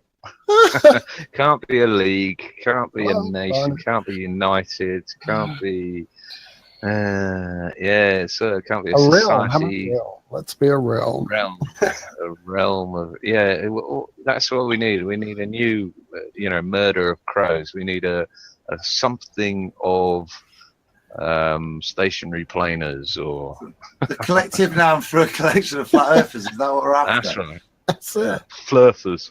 A flurf of flat earthers. You got it, sir. A level of flurfers. A level of flurfs. That is it. Hashtag a level of flurfs. The royal level of flurfers. Anyway, what else we got? What about you? I was just about to ask James what he was thinking, and I know he went away. I just saw him. All right. No. What about you, Rob? Have you already gone? Has Rob already gone through his? He hopped on full of piss and vinegar, and now we've dampened his fire. So, did he have a rant this week about something? Oh, sorry, it's all right. I'll go over and listen back. He would. He started out hitting the ground running, but certainly, Adam, I have no skills other than the ones you know that I have, sir. But I will play with that app you have. I've not played with that one. I've been playing around with the GIMP. That's the little heavy duty one I've been playing with. So I'll send you the file, mate. I mean, like I say, it's just an observation that on the ground observation is suggesting that where you're looking at the sun is not where the AE map says it is, right. Even though, and that's interesting because, like I said, nobody here holds it as a geographically correct, but the data within it is correct, but it's not showing you now. That I don't think necessarily precludes it being geographically correct. It can be. It's what John started to allude to earlier in terms of the effects of the atmosphere. What actually is it doing? Moving it left to right does seem odd. Well, I'm just free thinking at the moment, so I'll throw something out there. If it was like distortions of the atmosphere, so we're sort of at the moment we're sort of leaning back on, look, it's an apparent sun. The sun can't be triangulated on. There's no way of knowing. It's all different for it. Look, everything I've just said, right? So here's me checking myself again and just throwing out there that if it is like we're saying that, you may be looking at the sun, but that's not the actual sun. There's a veil in front of it. That's the atmosphere and all these other things. Then surely you can't build a big ass pyramid and 3 little pyramids that accurately project the shadow onto the corner of the big ass pyramid at exactly the right date and time every year. If it's going, obviously if it's an apparent sun for us, then it's going to be an apparent sun for anyone sat on top of those 3 pyramids, isn't it? So it would cast a different shadow every year. So maybe it's not such an apparent sun, but the sun can be predicted to be in an absolutely specific place every single year in 3 different times. Does that throw a complete spanner in the works? No, I would say that you differentiate between the geographic position of the sun and what we perceive as the apparent sun. The two aren't. The one thing I would suggest is there might be one time in the year that the two are the same. Yep, that's exactly what I'm thinking. Just like those marks Rob made last year on the cement with his chalk to show us what he thought was going on with the sun. They timed it so that maybe that's what the whole point is that one day or those 3 days or whatever, that's when the convergence of apparent sight and actual reality or whatever you want to call it, the 3D world we're in, converge, and it's a holy thing. That's why they made it permanent in stone for forever, that we would find that centuries later. let's say every and every day other than the equinoxes and the whatever the other one is. Help me out. Solstice. Solstice. Thanks. Taking a sip. Thank you. It would be it would be like shining the sun through a shallow perspex tray of water, and obviously the refraction would take that sun ray a different direction, and that would cause a different angle of casting something, say like the small pyramids. It would cause a different angle that it would cast. Now if you took the water tray away and just had the sun and then it would cast an exact shadow, without the different medium in the middle, if that makes any sense whatsoever. Welcome back, James. I agree. I think that's one of the factors that could be doing altering it. And then once you alter apparent position, you alter shadows and everything, because it's apparent from that position on the ground, is my understanding of apparent, not apparent as some form of VR projection or anything or apparent to reality, apparent to the physical plane we're standing on. All right, Adam, I sent a picture to the Media Links room on Twitter. Since you have the ability to screen share, could you screen share that picture really quick? Because I think it very, very dramatically illustrates this point. Give me half a second, gentlemen, and I will screen share it myself. God for that. Hi, guys. Welcome back, Josh. Bastard. James, what do you think about all of this, please, if you're around? In what Adam was saying at the beginning, but then we kind of got off track, and then I don't know. I don't know. Is Rob still here? I wanted to see if he was still here because he's been very quiet too.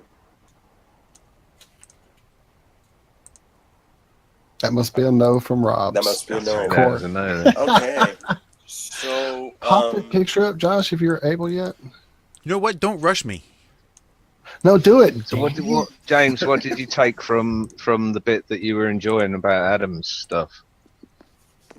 Well, see, that's just it. It kind of got locked up again when we try and roll with our video and audio stuff. So, I mean, the thing that I took the most is I really want to find somebody that can actually run a program that can help Adam, because I know how good his data is. So that's what I took from it. We need to find somebody that has some tools and is good enough to save our friend from 12 hours a day knocking his head on the keyboard, grinding it out. So here's some background info. I've been working in a commercial kitchen for 25 years. And as much as I love cooking in commercial kitchens, there's just no real pay involved.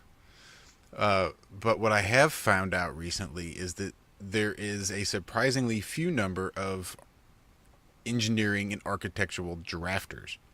So basically computer-aided drafting.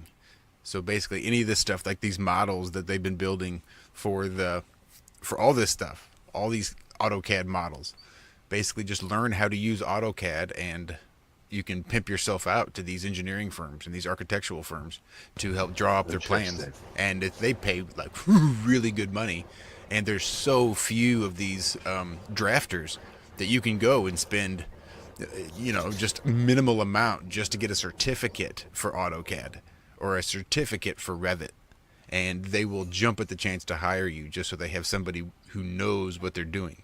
And if you could specialize in architectural and or engineering, you'll be golden. So I've been considering going that route too. So I know that the software is easy to find, but at least we'll have some experience behind me. That'd be nice too. So we may have that ability in the very near future. Rob Durran's the man to speak to on that front. The guy's an absolute whiz with CAD. Yes, he is.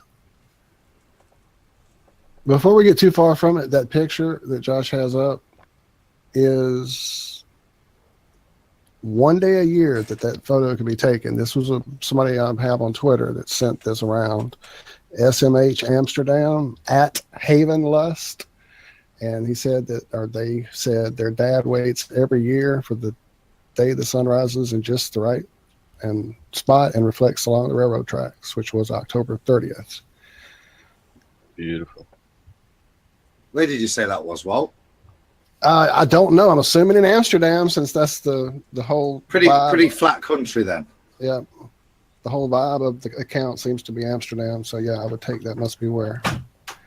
I mean, I've got the sun setting. No, actually Madrid. It seems to be when I went to the profile on Madrid. So there you go. I can attest to, you know, that I've got the sun setting behind my shoulder every day of the year, you know, if I'm sat in front of the PC. And there are certain days of the year, only one, you know, but there are certain different days where it'll shine on a different area in the room. This shows how much I spend time in front of my PC.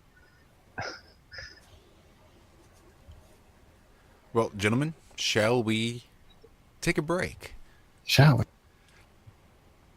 I think we should. I've been waiting for a break. Yep, I'm ready. Go for it. James, you've earned one, mate. I just gotta pee. While you're there, you need to subscribe to Vagabond.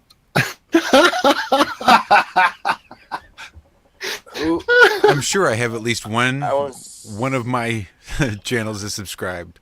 But here, I'm just being silly. I'll be number 20. You saw it here first, ladies and gentlemen. The No, they first didn't. live subscribe They on the didn't. air. They didn't. They're still looking at your picture, Walt. But I appreciate it. I'm gonna shut up. All right. So this has been the first half. God knows what are we rolling on an hour and 45 minutes coming up. So that's actually pretty good, right on schedule as far as I'm concerned. So we're going to take a little break, play a little Gravity. If you haven't guessed now, we're going to play Vagabond's full version.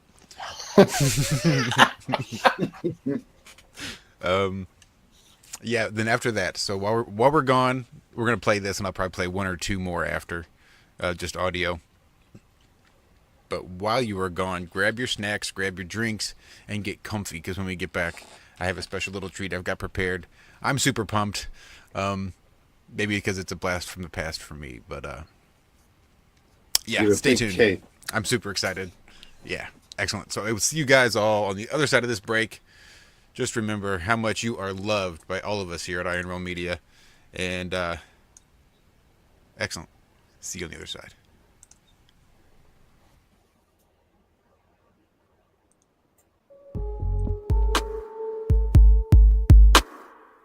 We're up pretty high, our heads are almost in the clouds, and their feet are chained to the ground with their chains of misery. They've got a hold of me, they won't let go of me. Let go of me. They might have grabbed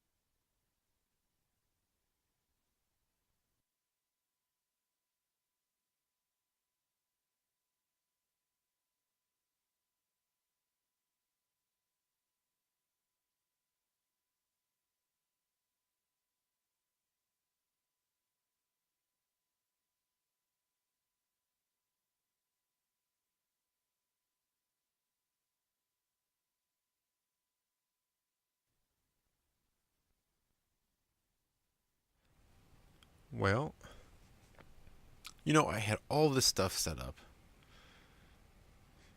So much for Flat Earth Friday. Here it is Sunday night, and I still can't get it right. That's alright. Let me just turn this down a little bit. So, yeah, this is where I'm going to start editing. Because I want to come back from this break on Friday and try to play some cartoons, really. I thought it'd be a good idea to show everybody an episode of the Smurfs. Little did I know, it would seem, that YouTube offers episodes of the Smurfs on YouTube Red for a handful of Federal Reserve notes. So that's probably why they blocked our show on Friday. And that's what I'm going to be editing out now. I thought I'd have a better screen to be sharing with you. But for some reason, now everything seems to have just disappeared right out of OBS. Which is not cool. Anyway. So I'm going to skip forward here a little bit. Well, before I do that, let's discuss what it is I'm going to skip. I've recited this a few times already. So, it's almost second nature at this point. So, I better turn you down. They hear Azrael screeching in the background. They're still able to nail me. So I'm going to try to skip through all the offending material. All that which is Smurf related. Yeah, and then I'll try to get it set back up. Hopefully back to where it should be. Something that I think, yeah, that'll do, pig. That'll do. Alright. So,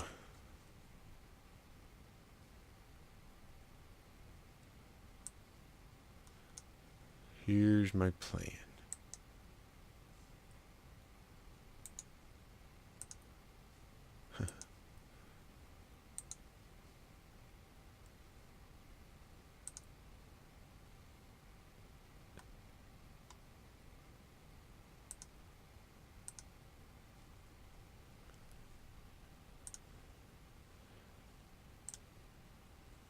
Right.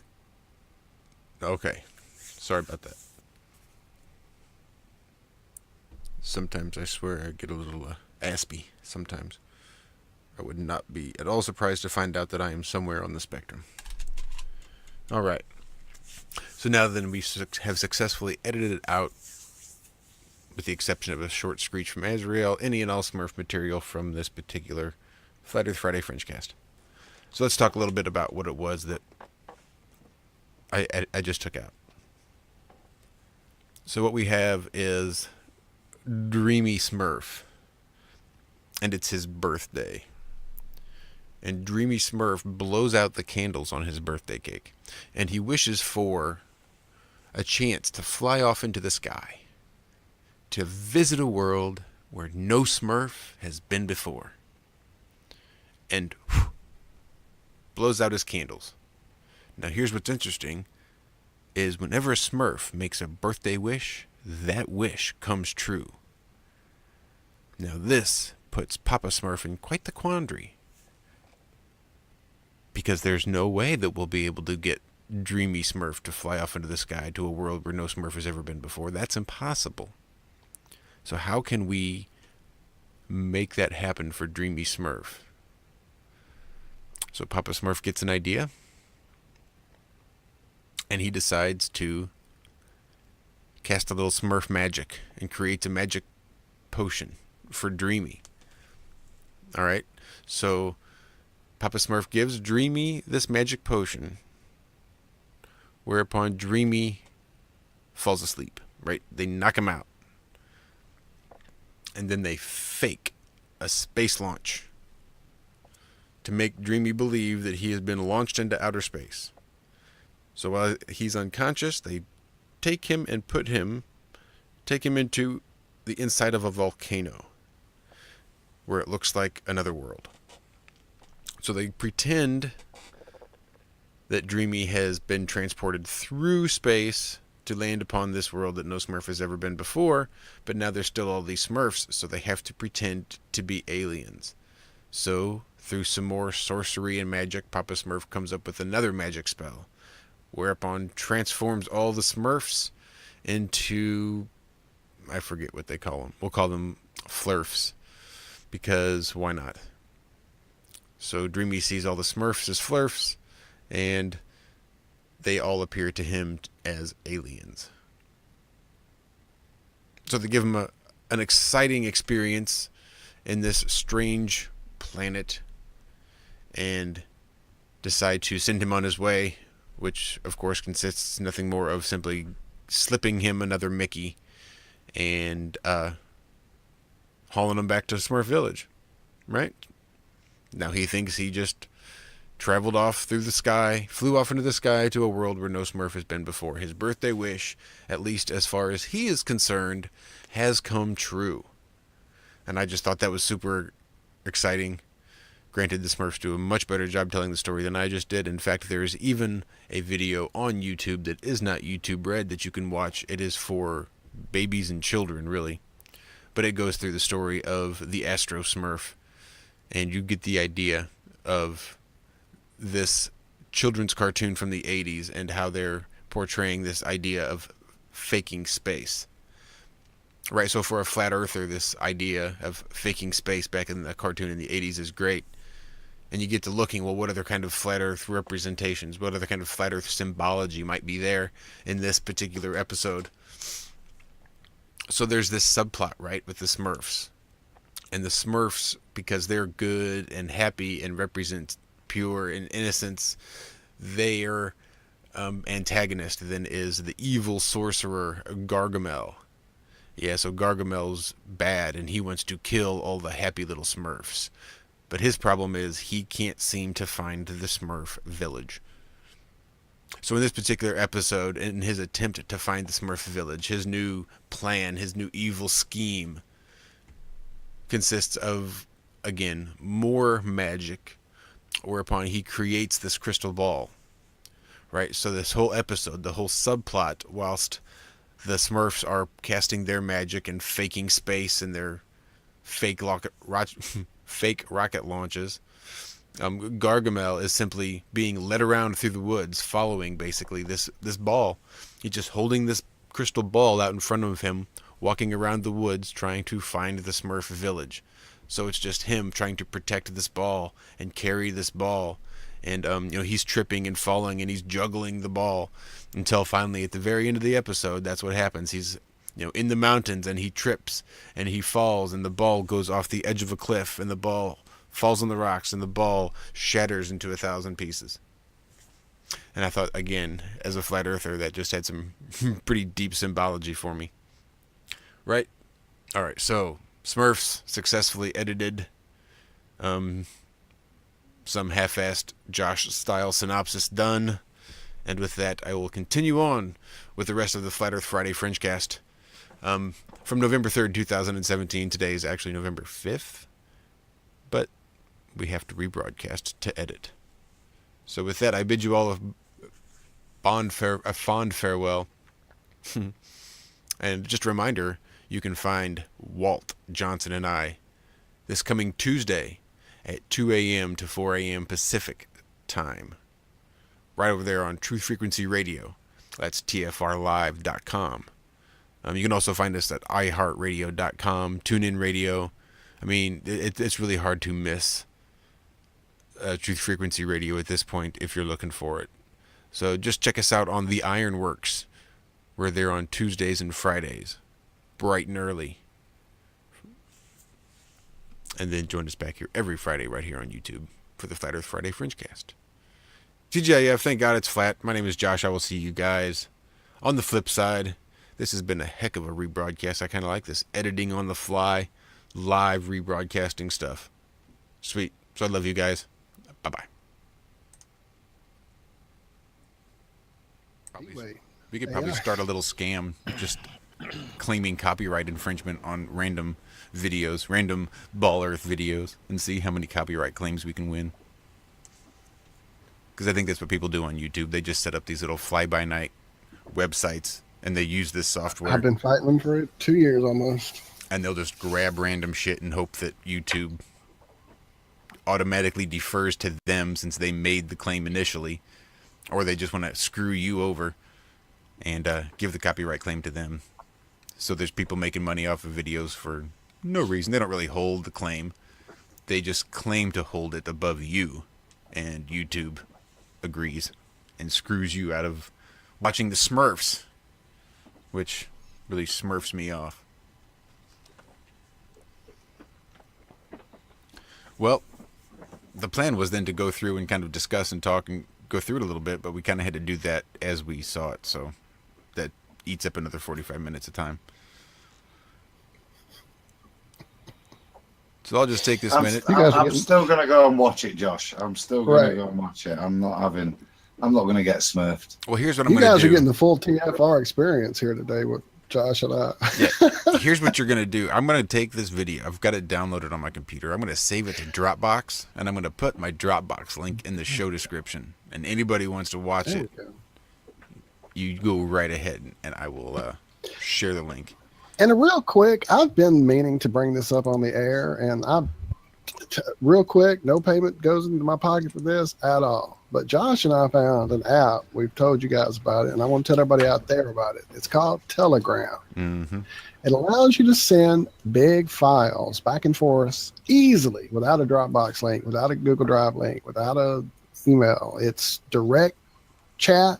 You can create little chat groups. We actually attempted a phone call with it. It wasn't great quality, but it is great for doing just like this. If we wanted to send this cartoon over to somebody, it would be a lot easier to do it with that Telegram app. Both you have it on your hard drive, on your laptop, on your computer, on your phone, on your tablet. It's multi-device. You can keep all your stuff handy for like doing shows like we're doing, or just sending files of video you just captured in the sky or whatever. It's great. I think it should be the go-to Flat Earth app. It really Now should. maybe they'll pay me now.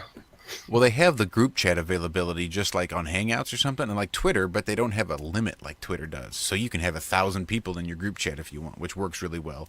And it still has all this file sharing capabilities. Really, I transferred like 1.5 gigs worth of audio over to Walt via the yes, he did. Telegram. Justin, our buddy Justin Harvey from Weird Change Orlando is actually on there too. So we actually got a little preview of some of his talk with the police officer before everybody on YouTube did. And once again, what was the name of that app that you're not being sponsored by? Telegram. Just and like who owns it? I have no clue. Probably Mark Sargent. No, I didn't even go there. Did I? Ultimately, it's probably Google. Sorry. I have to erase that now. I was listening to a great Crow 777 interview recently, and he's highlighting the sort of main crux of what I'm about to say is that nothing is free. When it's offered to you free, like Windows 10 or Google Mail, or Twitter or Facebook or any of these things, then it's not free. It's your information is the payment. So yeah, I'm not sort of chastising or anything. I'm just sort of saying that there are ways. You can transfer massive files to each other by setting up a VPN and an FTP server between your two PCs. Just got to know your IP address, that sort of thing. There are ways of transferring these things directly. But yeah, I completely see the lure of the just point and click and sign up with your Twitter account, and there you go, bosh, done. It's like the cloud, All right, so here's. Sorry, go ahead, John. Don't mean to interrupt. No, carry on. I've done. I was just looking at the frequently asked questions. So I'm going to skip down to a little bit here, and we get, who are the people behind Telegram? And it says, Telegram is supported by Pavel and Nikolai Durov. Pavel supports Telegram financially and ideologically, while Nikolai's input is technological. To make Telegram possible, Nikolai developed a unique custom data protocol, which is open, secure, and optimized to work with multiple data centers. As a result, Telegram combines security, reliability, and speed on any network. Then there's some articles here. Most of the developers behind Telegram originally came from St. Petersburg, the city famous for its unprecedented number of highly skilled engineers. The Telegram team had to leave Russia due to its local IT regulations and has tried a number of locations as its base, including Berlin, London, and Singapore. We are currently happy with Dubai, although we are ready to locate again if local regulations change. So apparently it's from Russia, based in Dubai. Whatever that's worth. Maybe this is With love. With love. I'd be interested to know why they didn't go to Iceland, which has the most stringent IT free speech laws in the world. But yeah, interesting stuff. Always good to know who's behind what you're using. I mean, we're on Google Hangouts, so we're literally talking to the CIA. So just real generally, it says, what is Telegram and what do I do here? And Telegram is a messaging app with a focus on speed and security. Super fast, simple, and free. You can use Telegram on all your devices at the same time. Your messages sync seamlessly across any number of your phones, tablets, or computers. With Telegram, you can send messages, photos, videos, and files of any type, doc, zip, MP3, etc., as well as create groups for up to 30,000 people or channels for broadcasting to unlimited audiences. You can write to your phone contacts and find people by their usernames. As a result, Telegram is like SMS and email combined and can take care of all your personal or business messaging needs. In addition to this, we support end-to-end encrypted voice calls. So, I mean, it hasn't given any real background information as to who owns it. But that's, and that's also what Skype and Hangouts both say in their contracts as well, or their blurb. Yep. You know, we concentrate on security. We concentrate on this, that, and the other. And it's like, yeah, it doesn't tell you anything. Gotta get the devil is always in the detail. Yep. If it's not what's being said, it's what's not being said. Well, if we knew someone tech savvy enough who could maybe help us assemble a video with all this technical wizardry that it would be required to initiate such VPN security type things, then that would be an awesome thing for IronRim to maybe have on our site or on our YouTube channel or whatever. So maybe that's something we should put together, John. Well, I'm looking. I'm sure there's a lot of people out there that are capable of doing this sort of thing. You know, 10, 15 years ago, I'd have been able to do the same, but it's, it's like a language. You have to practice it. Exactly what my brother says. Exactly. He used to build all that stuff too 10 years ago. He built Penn State's website, but now he just kind of threw us to the wolves and said, good luck. Yeah, it is. It's a case of that, but we need to, 48 hours ago, I knew probably 1% of what I know about Linux and Ubuntu and Windows 7 now, because it's taken that 48 hours to do all the research going into it and all that sort of thing. This sort of technology changes on a daily, weekly basis. So you literally have to keep up with it daily and weekly to be able to stay on top of it. But there will be, and there are ways. I mean, give me a couple of days and I could probably find a way via the FTP server or a virtual a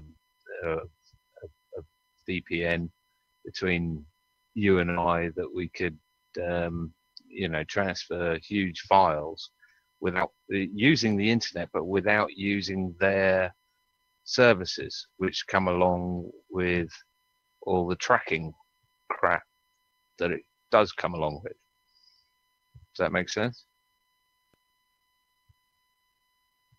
Indeed, it does. Unfortunately, at this point, I'm so deep in Google's pocket, I just,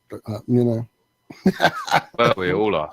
You know, we've all got a Google web account, probably. Well, we're all here. We're on Google Hangouts, so we all have a Google login. Yeah, no, it's a fine line that we tread.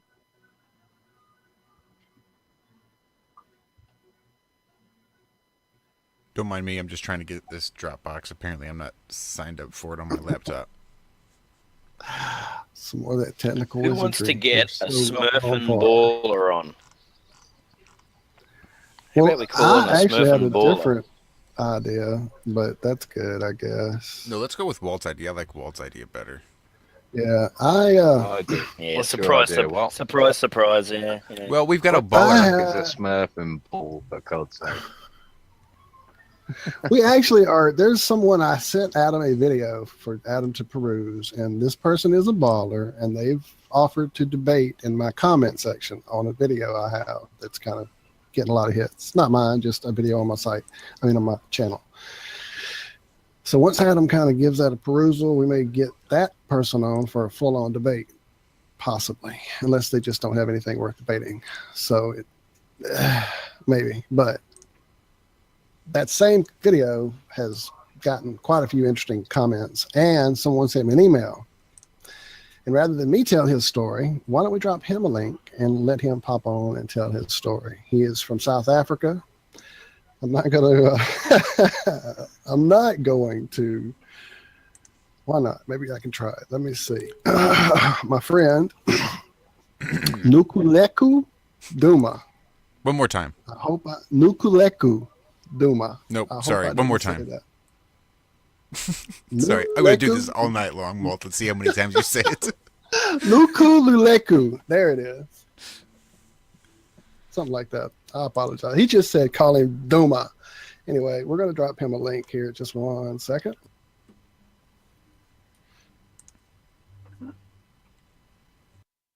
Are you getting that, Walt? I am indeed. Sweet. And I will make sure. Failing that, Walt, unless this is a certainty, maybe we could invite, maybe not necessarily a baller, but somebody that would just like to join us in a bit more civilized. They don't necessarily need an argument with a baller. I know you love a good rock roll.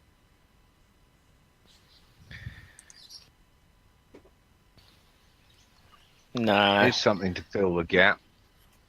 I mean, throw a spanner in the works. How do people feel about Flat Earth being a psyop? I know the current acceptance is that how can it be a psyop? It's going to make people think, it wakes people up to bad government, bad finance, bad justice, bad world, everything. That's just a little filler round the table filler.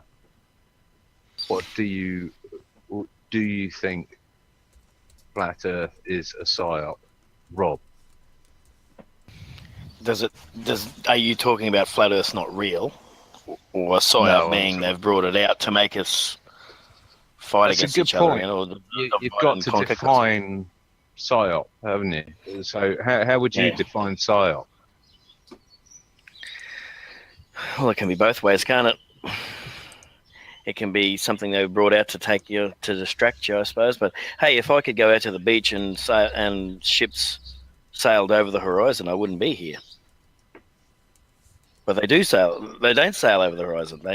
They're sitting there the whole time. I can focus in on them for 30 miles, which is impossible. So if it's a psyop, then they've brought it out for real, haven't they?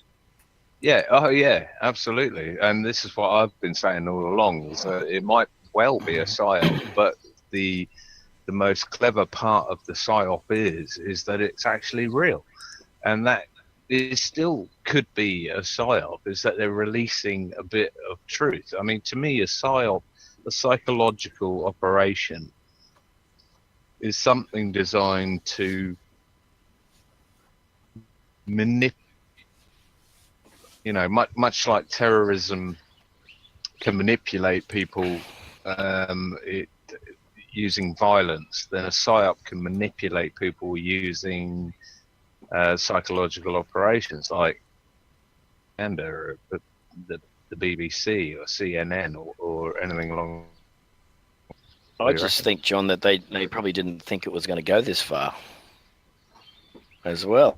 I'm not sure. These may be people. I mean, we laud these people into saying that they plan 50 to 100 years ahead.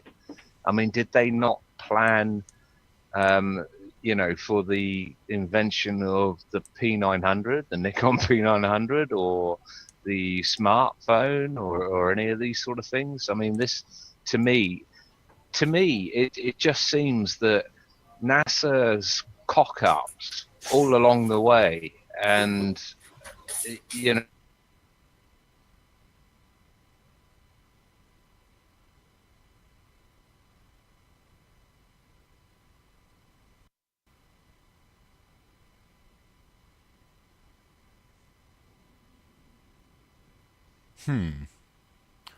So, I'm not even sure if I'm still going out.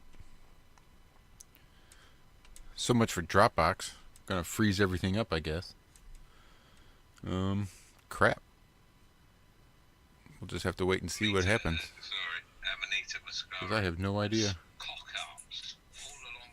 Oh, wait, I think we're coming out. My computer's being real goofy.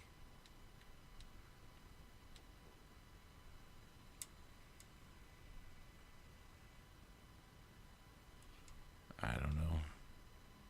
That's what I get for effing around with Dropbox.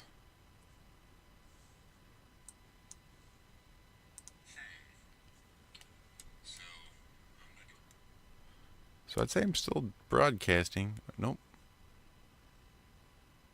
Where is everybody? Hello? What the hell?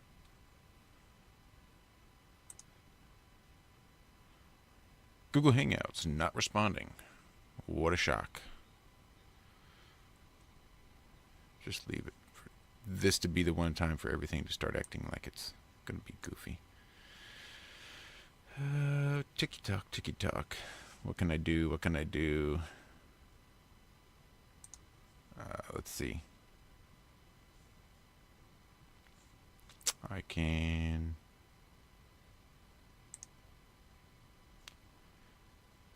basically just wait to see what happens.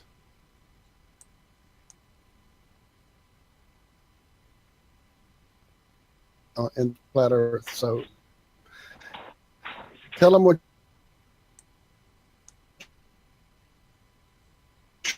Oh, what happened was always like astronomy, like so I'll try to keep it as short as possible, still providing the details. I've always loved astronomy since I was a kid, like everyone else. After that I was in Africa, you know, everyone has stars, everyone looks at the moon. And it's like my life's ambition to try to be an astronomer, or at the very least, you know, try and study a little bit of it. And man, and I started finding more videos, and yeah, and eventually I realized how much NASA lies, which automatically threw me out of aliens and all our other stuff, and living my life as an atheist. Now, oh shit, as a creator, I need to get right by God, and NASA ruined everything, man. And that actually sounds exactly like what John was just talking about. I mean, it was kind of put in your lap. It wasn't something you sought out. None of us were looking for this. It fell in our laps. Yeah, hey, move I think the mic back away from your breathing just a little bit, man. Oh, okay, yeah. Yeah, so I think they just, YouTube sort of rates how crazy you must be, and it suggests it to you. Unfortunately, I was going to say, you're not crazy, brother. You're more sane than you're probably ready to deal with. I mean, that's an interesting point, though. Sorry, Walt. No, go ahead. I wanted to jump in there and say that's an interesting point that you say that YouTube rates whether you're crazy or not. I mean, what we've gone from what I can see, what we've gone from is, you know, the 2,000 newspapers, independent newspapers all over the world with 2,000 editors, and each of them has their own journalists, and the journalists come back with their news items, and the editor decides what gets put into the newspaper and what doesn't get put into the newspaper. Basically, essentially what we've got today is YouTube, which is probably numerous people's avenue to news and what's going on and what's happening and what everything. We have YouTube playing editor, where they get to say what is being shown and what isn't being shown. So basically, we have a one world editor in YouTube. So my only recommendation is that we all, en masse, leave YouTube. Yeah, but then go where if we leave YouTube? Go where? Mm. There's probably 100 different alternatives to YouTube, but literally, the problem is that we are part of generation convenience, and that we want one single place that draws all of our media and everything, you know, whether it's Twitter or Facebook or Tumblr or whatever. We like these centralized hotspots of information where we can just sign in once and we can see everything. That's the problem, because that centralization causes or creates a place that can be bombed. It can be taken out. And at that point, you know, if they took out Twitter tomorrow, there'd be a lot of us that are sat here twiddling our fingers going, now what? What we need to sort of educate ourselves out of the laziness or convenience of doing anything. It's like, for example, on your computer, if you say when you log into a site and the little pop-up comes up and says remember my password, and you go, yeah man, that's cool, remember my password, so I don't have to bother remembering it myself. It's exactly the same. It's a case of turning that off and saying, no, don't remember my password ever, so that I have to every time exercise my brain and remember my password and remember my username and that sort of thing. Because if we don't, we're slowly going to become complete vegetables. You know, where everything we do will just be by a wisp of a breath, or, you know, just looking at your PC. I mean, I had Windows 10 on recently, and the thing is talking to me, and I'm like, I don't want to talk to you. What the hell is this all about? Good luck It's turning just off a case that of, thing. yeah, it's a case of turning off technology to a point where it's not retarding your brain, but it is still useful in terms of being able to research old documents and spread information and that sort of thing. And I think I've probably talked way too much, so I'll pass the conch to someone else. That was a good rant, John. Good rant. Yeah, I think, you know, as far as flat earthers go, I don't think it's going to be any of us are going to turn into vegetables, because all of us are still reading and researching and more in tune with what's happening in the world than most other people. So we all definitely won't be going that way. But you do have a point when it comes to, you know, normal people. Look, I don't know how many flat earthers are in my country. I might be the only one in my damn city. I don't even know. But yeah, I don't think people like us are going to go that way. I've seen it work both directions. I've noticed at the first part of this thing, I noticed, of course, that people who tend to read more, turn off the television more, find their own knowledge more, and, you know, not accept what they've been given, generally are the people who found flat Earth. That being said, I know some people who didn't find it that way, who kind of found it by the YouTube quote unquote route, if you will.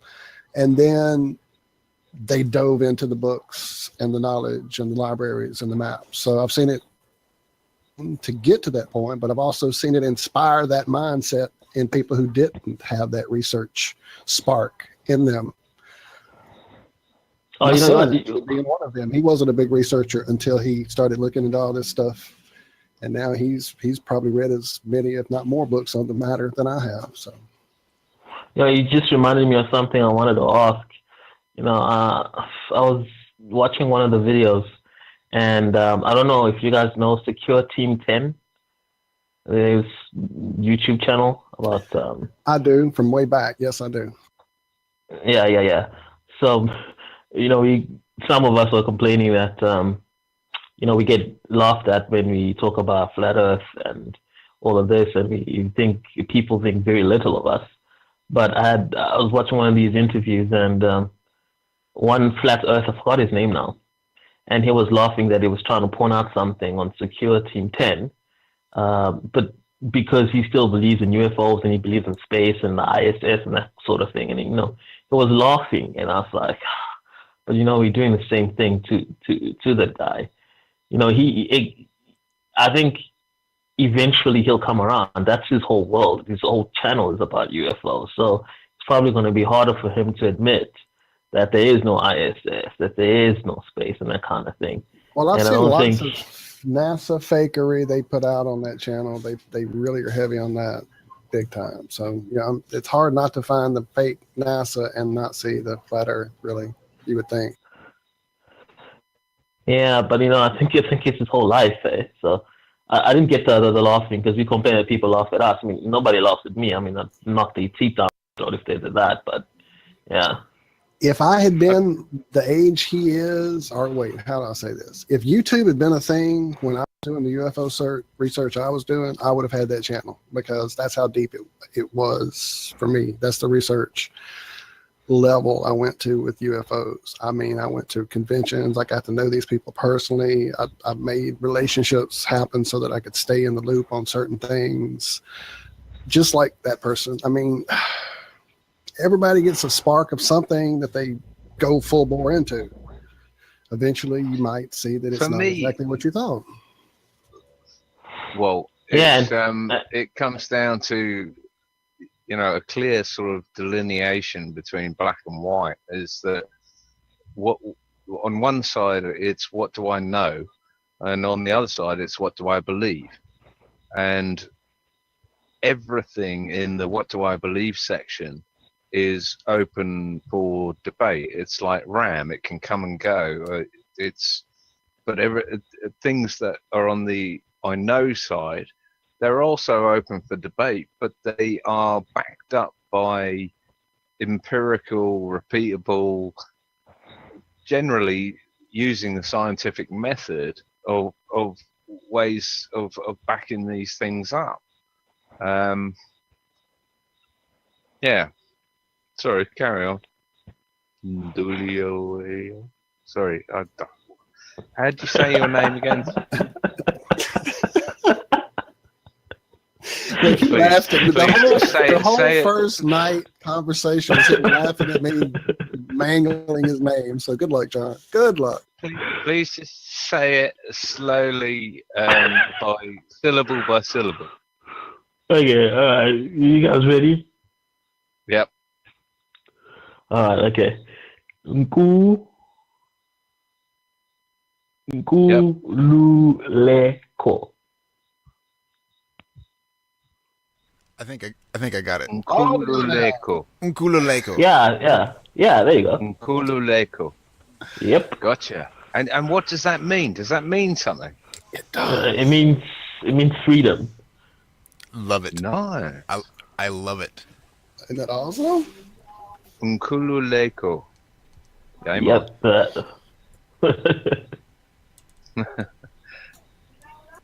You were born to be a flat earther with a name like that, then. Yeah, I'm already weird. It's okay. But everyone's going to say, is that your real name? Is that your real name? Because it really counts that when you popped out of a womb, that someone decided to suggest a name that you may have, and they put it on a document that has nothing to do with you, and you had nothing to do with. However, that's your real name. No, yeah, that's cool. That's awesome. John means intoxicated. John Thought it meant crapper. Going to the toilet, yeah. Many crappers dead in the world. One more time. I didn't. I said there's many crappers dead in the world. Yes, there are. Yes, there are. Many. Come on, Rob. It's 8 in the morning. You should be on the source. You're an Australian. Aren't you proud? I think it's a bit later than that. You got to get your clock checked again. It is nearly 10 o'clock, mate. I turned up an hour late to the show, as did Adam, by the sounds of things. I'll have to listen back, but no. You dragged me in. I was on time. No, Adam was on time, mate. Adam was Adam early. was on time. He worked out the sun. He had the pyramid ready. Hey, look, this is why I go by 2200 GMT. Well, this is the problem when you guys. By reference, you started at 2100 GMT.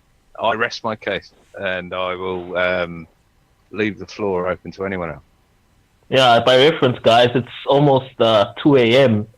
Where I am. I have my girlfriend laying here. She's probably reading a book or something. She's shocked that I had to get up in the middle of the night, 2 a.m.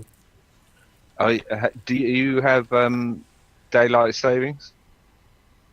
No, we don't. Only the UK has daylight savings. Right. So normally, 6 months ago, or let's say 3 months ago, you'd have been 1 hour ahead of us. Same as Cosmic Surfer, is it? Yeah, I still am 1 hour ahead of you. I think the UK has done the daylight savings, so they also will. I think we're almost now at the same time. I think we should be the same time. No, I think you're 2 hours ahead of us at the moment, because it's only 12 o'clock here, just coming up to 12 as well. Okay. How does the sun know to stop for an hour to wait for you guys? How does it do that? By command of the Queen.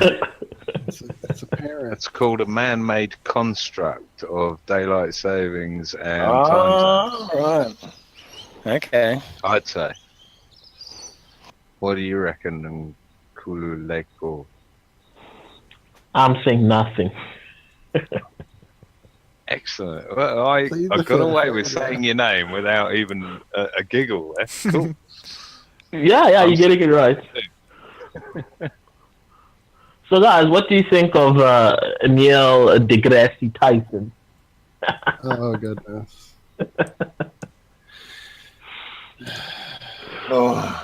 Again, I'm sure he's immersed. He's an actor. He's an actor, isn't he? With short and sweet, he's an actor. Josh, Same tell with us, Bill tell Nye. us, tell us what you think about Neil deGrasse.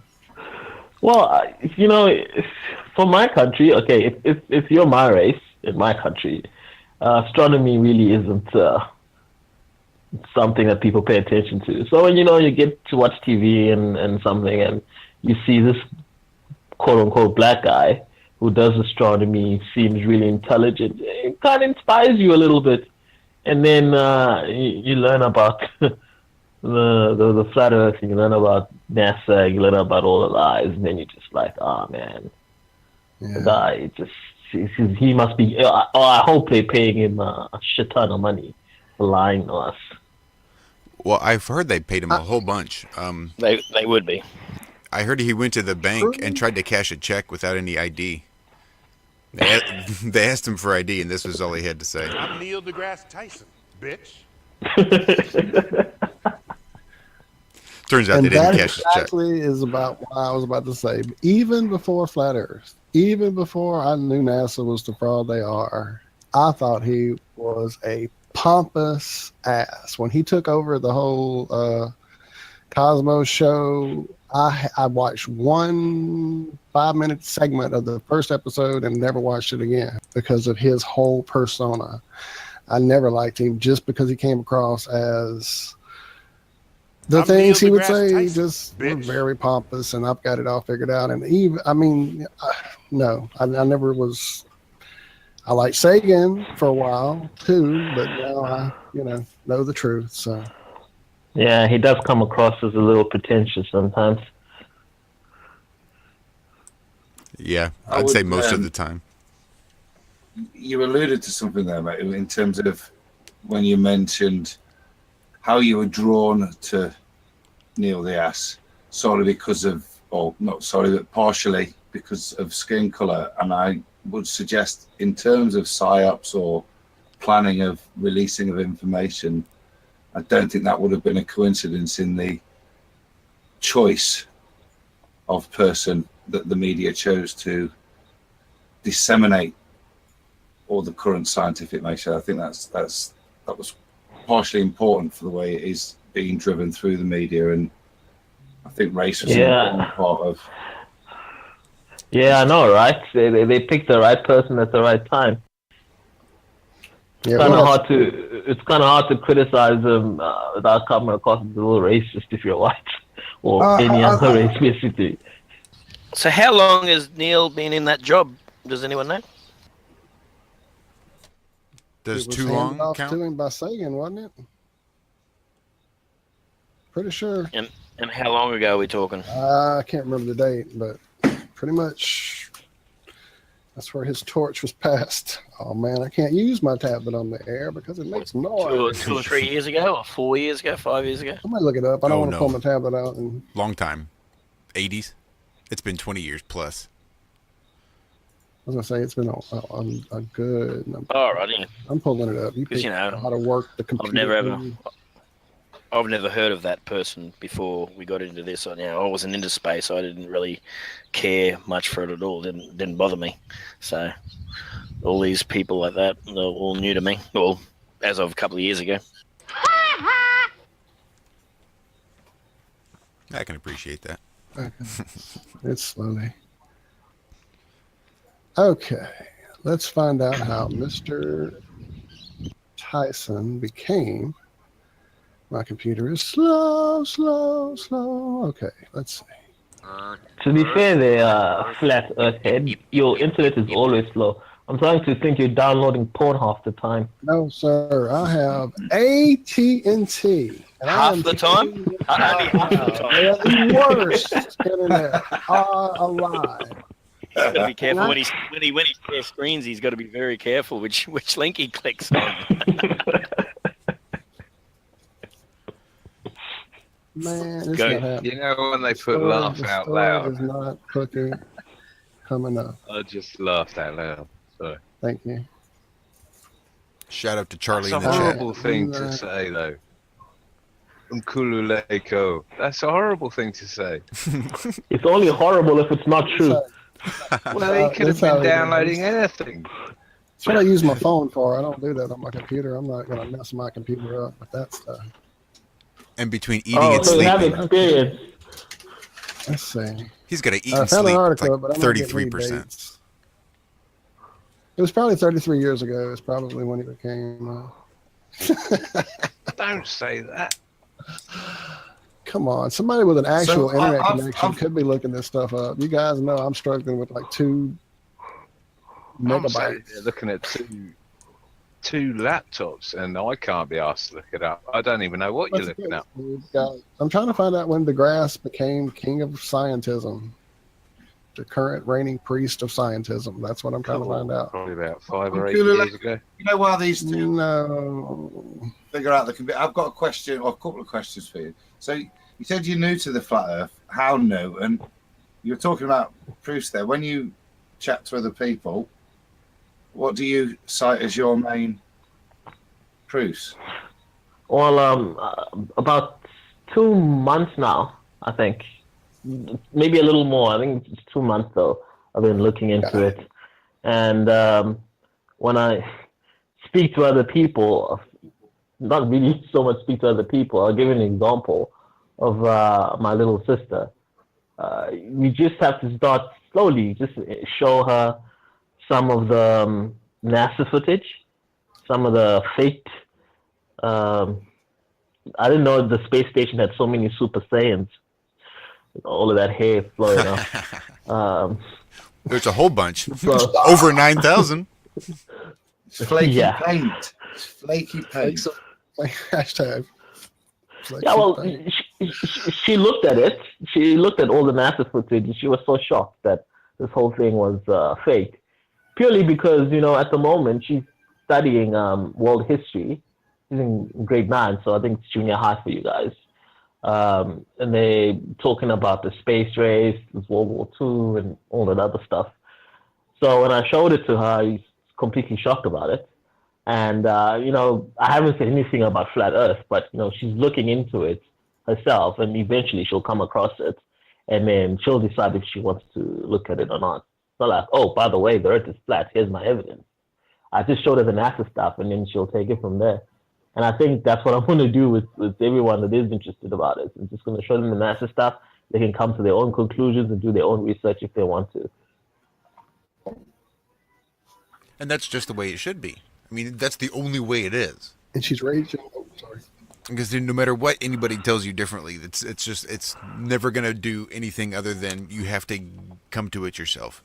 You've got to put in the work. And she is raging against the machine very proudly. Yep. She's sticking it to the man.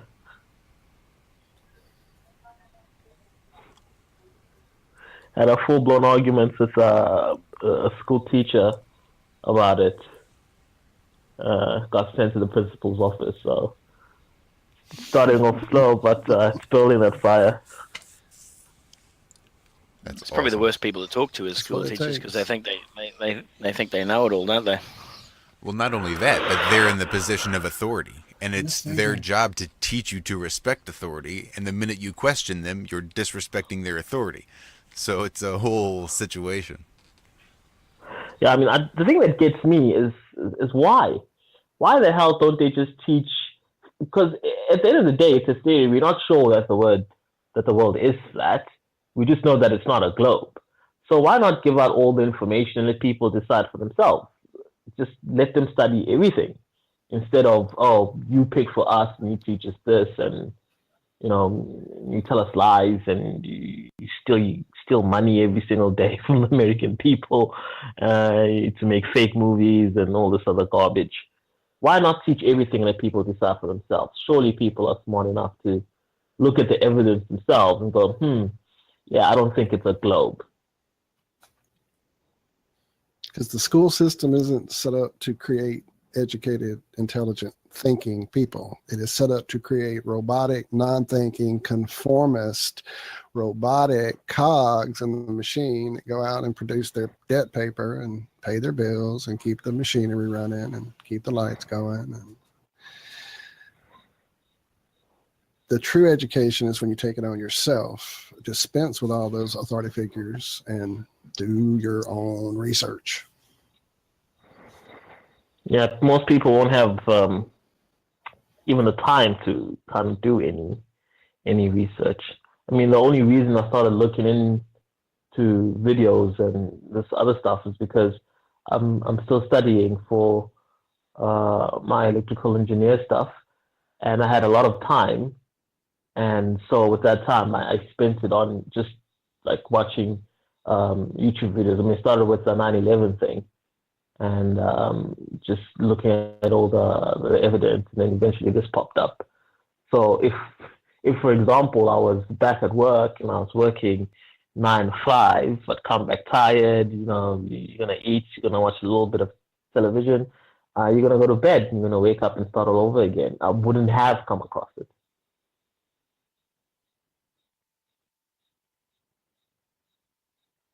Do you think it's an accident that you came across it, or do you think it was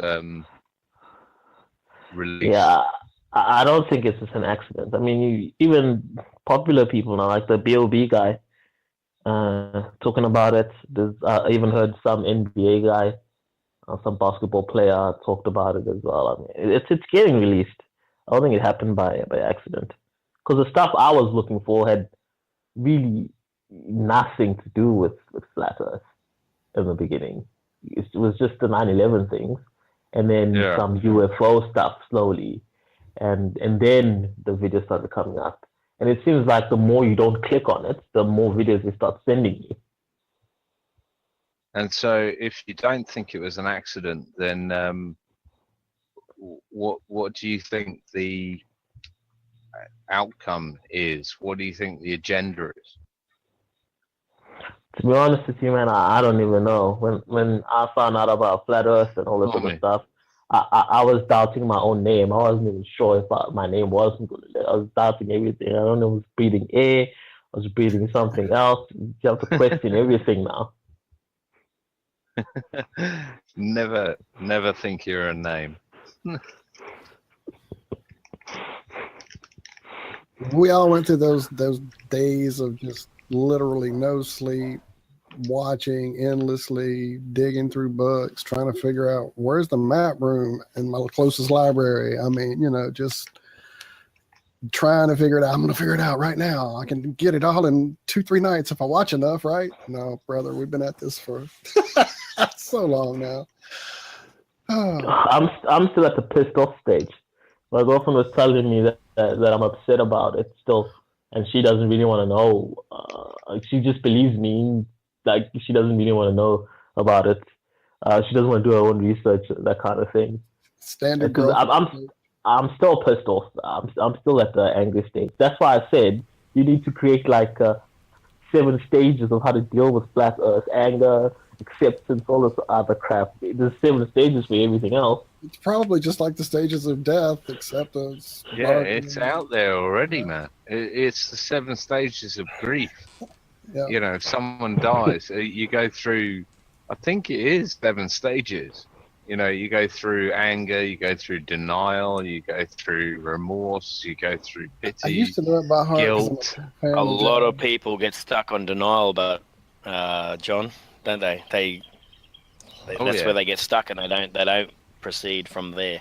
No, they don't. My office troll. It was that's what I don't get about people. Man named Elizabeth Kubler-Ross, and she figured out there were 5 stages. There's denial, anger, bargaining, depression, and acceptance. Sorry, just a little shout out to all that jazz fans in the house. What? Exactly. It's a great movie. You'll see. I'd have to add a couple more to that. I mean, once you come to acceptance, then you come to rebellion, and then you come to I don't know, reorder.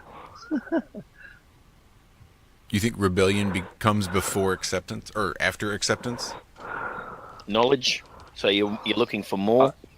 I think you've got to know your enemy before you can formulate tactics against them.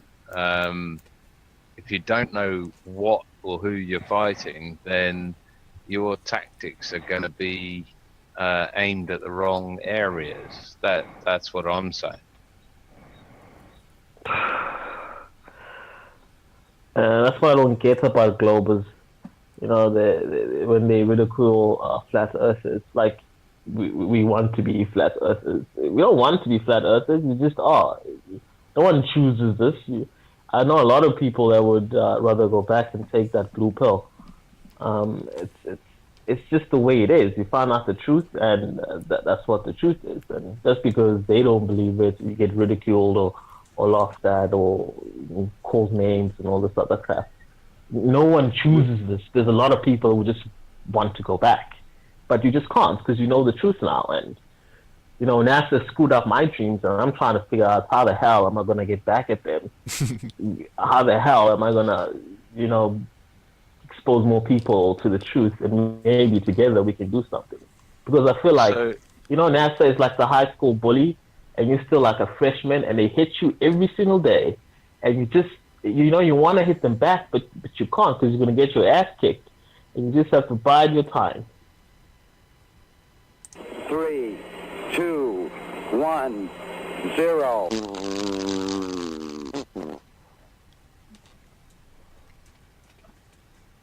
So there's that. So, Unkulu Lake, what goes? what's next for you? You can't. You're surrounded by no one. Your missus doesn't believe you. What's your next move? He found us. Yeah. I'm going to share this with as many people as I can. Eventually, I'm sure some of my friends are coming around to it as well. So there might That's actually good. be a big group of us soon in my city. Maybe we can start our own club or something. Now you're talking. And hang out and bitch about NASA and all this other stuff. You'll be getting Rob jealous if you start that. Start getting people. It's Rob's dream, that is. He's got his neighbor now. It's probably where he keeps disappearing to when he won't talk. He's hanging out with his neighbor talking flat earth. He's tired of hearing us run on. No, I can see him wandering around in the backyard. I don't know if he's listening to us today. Hello, Jason. I sent him the link before. I don't know if he's listening. Shout out, Jason, if you're out there. Turn and wave, Jason. Hi. Oh, he gave me the finger. They're watching. Right. Watching you, Jason. Coming for you, Barbara. I'm afraid we can't do that, Jason. I know I had some. I don't know Hal what that in here. means. It's a reference to Hal.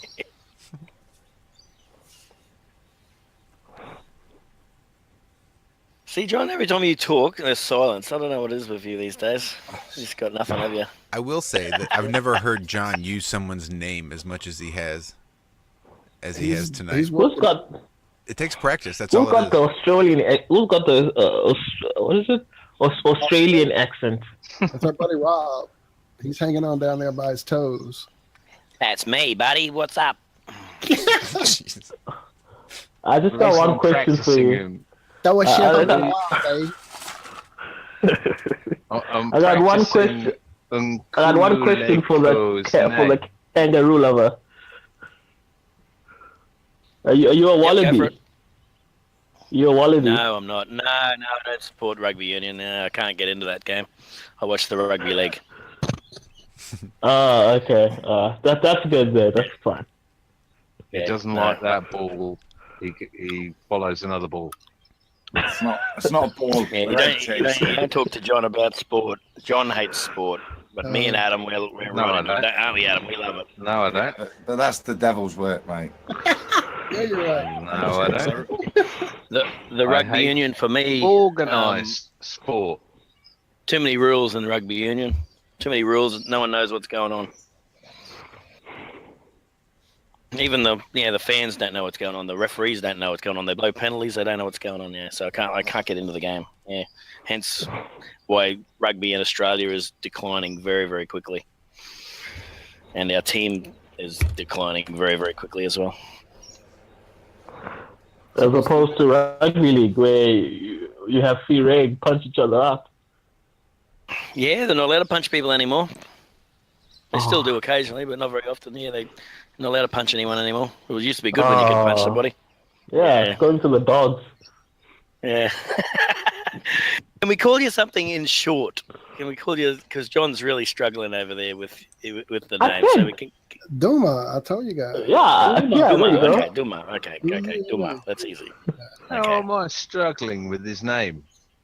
You're just reveling. You're reveling in You your sound like a doofus. You sound like a doofus every time you bloody try to say it. Kulaleko. Right, that's it. You're chewing it up every time. Because I used to speak Swahili on Kulaleko.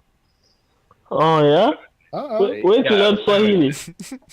I was living in Tanzania for 6 months, and I had no choice. So I had to learn Tanzanian, Swahili. So I love practicing it. So if you speak Swahili, then hit me up and we can practice Swahili. All right, let's hear. Say it in Swahili.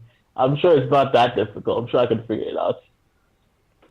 Okay, Nina taka pombe sasa hivi bwana. I know what that means. Aye, Jambo. Mambo Yeah, Tisa. it means My back is itchy. I need to go take a crap. That means I need a cold beer right now, mate. That might be what they told you it means, John, but I think you just found out what it really means. See, well, what you've learned. You know when you used to order a beer, John, and they used to go and scratch your back for you and show you where the toilet was. Right. Now you understand what all the pointing and all the extra ointments they kept bringing out. Now you're starting to catch on. Now that's where I must have gone wrong. Yeah. Scratching my ass at the bar. I only wanted a cold beer. What's Anyway. like in Australia? How many people there? We've got 23 or 24 million people living in Australia. Yeah, how many are flat earthers? Oh, sorry. 2. Yeah, me and my next door neighbour, I think. No, there's not many. I see a couple 3. on Twitter. Ross. 3. There's 3. Yeah, Ross. Yep. Sorry, Ross. Yeah, they're all people that I've converted. Rob, I see a massive is amount of spreading people like in a Australia. Yeah, I see hardly any huge have amounts of people in Australia. From, hardly any have contacted me. Oh, yeah. Well, that's understandable.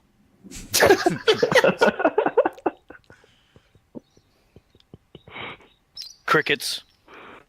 Oh, I had to mute because I was going to blow my mic out laughing.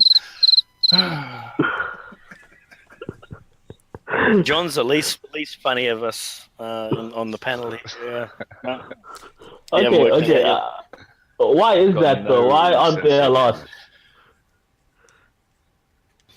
I don't know. They just don't talk to Rob. Yeah, maybe they. I don't know. It's not as big here. It's definitely not as big. We don't see anything on the news. There's no billboards going up in Australia. There's no basketballers coming out and talking about it. There's no rap stars talking about it.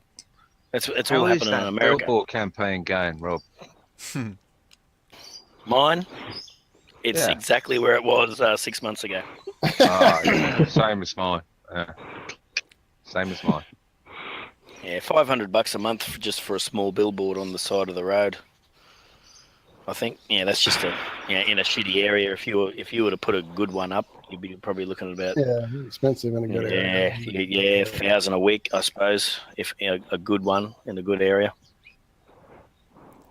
So I think it's cool that we have Ungulu Leko here, finally having some support for his flat Earth, because that's what we are here.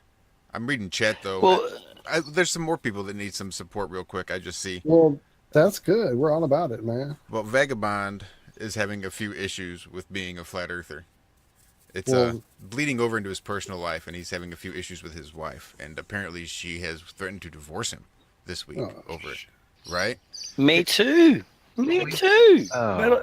That's why I sit outside. That's why I can't do this shit inside. Annoy everybody, and shit. I don't know any relationship that hasn't struggled behind this. I'm serious. I mean, me and my significant other have had screaming bouts over it. But that passed as she saw the changes that it wrought in me and the path it set me on, making this whole thing happen that I've been doing with you guys. And she saw significant. I don't want to sound like I don't know. She saw the changes that happened because of the truths that I found, and has started looking at things differently. That's all I can say is we'll send you lots of love and prayer, my friend. Yeah, it's tough. I've not really experienced a whole lot of relationship issues with this. My girlfriend really kind of knew who I was from Jump Street, so this wasn't necessarily that far out there. I mean, sure, flat Earth is pretty far out there, but for me to be looking at it, not that far out there. What you need to do is just learn to compartmentalize. Well, you tested it, Josh, didn't you? You really tested it by going on the radio and I was about to say, using your real name. Right. And you're out there. You're out there in St. Louis. Yeah, I didn't leave her much choice. Well, I didn't really out her, so it's not like I'm threw her under the bus or anything. But I really didn't leave her much option as far as anybody that she knew that knew me. now also knew that I thought the Earth was flat. But I'm the same. She's so strong-willed. She's like me. She doesn't care. She loves me enough that it doesn't matter. That she's going to accept me, and if nobody else does, that's cool. They can smurf off. So Smurf them. Smurf them. But really, Vagabond, just try to compartmentalize a little bit. Make sure you're leaving plenty of time for her. And then also make sure you leave time for Flat Earth. And at least for a while, maybe never the twain shall meet. And just let them each do their own thing for a little bit. Let the absence of Flat Earth in her heart grow fonder. Just give her some time, give her some space with it. Don't say anything for 6 months. At all. Not Flat Earth. I haven't. Not Good Morning. To anyone, don't look at anyone. Yep, I haven't mentioned it really in this household, other than to one of my kids. Haven't mentioned it to my wife in God knows how long. Yeah, it's just not worth it. It's not worth it at all. So you're not having trouble with your wife, Rob, are you? No. I'm As not long as I don't mention it. sarcastic. I'm asking. As long as I don't mention it. Okay, fair enough. And I don't. It's all good. It's all good if I don't mention it. Don't talk about it. Fair enough. It's all good.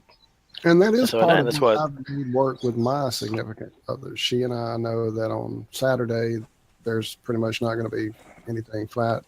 That's not flat day. Friday is flat day. Now that Josh and I are doing the TFR show, now we have Tuesdays and long Fridays that are flat days. But it's all a balance, and definitely give her some space with it, man, for sure. And I know I'm trying to find a way to. Hang on, you guys talk amongst yourselves. I'm working on something here. Give me a minute. Well, having said that, guys, it's good that there is a support system out there. Because I was going insane when I found out that I didn't know anyone to talk about. And then I came across some videos which has a link for Flat Earth Head, and then I tweeted him first, and then I sent him an email. Then we started talking, and it felt a lot better after that. What's your Twitter account, Nkululeko? I love saying that name. Carry on. It's at Poisy Duma, so Poisy, then my surname Duma. Okay, do that again. At POS. It's Poisy. POISY. You just might have to find him, Duma. mate. If you find John and follow John, that might be the easiest way. Is that the flat line out here ringing, Josh? Why, yes, sir, it is. Shall we take this live? You wanna? I'm not scared. Are you scared? Not me. Yeah, shit, yeah. All right, let's do it. Thank you for calling Iron Realm Media. This is Josh. How can I help you? Yeah, I was just calling in, man. I am so glad you did. That is so awesome. It's so underused, the flat line. So I applaud you, sir, for actually using it. Thank you so much. What's your name? We can't hear him, Josh. Oh, sorry. Hold on just a second. I want to make sure that everybody can hear. Yeah, we're not hearing yet. Make sure they're cool with it, I guess.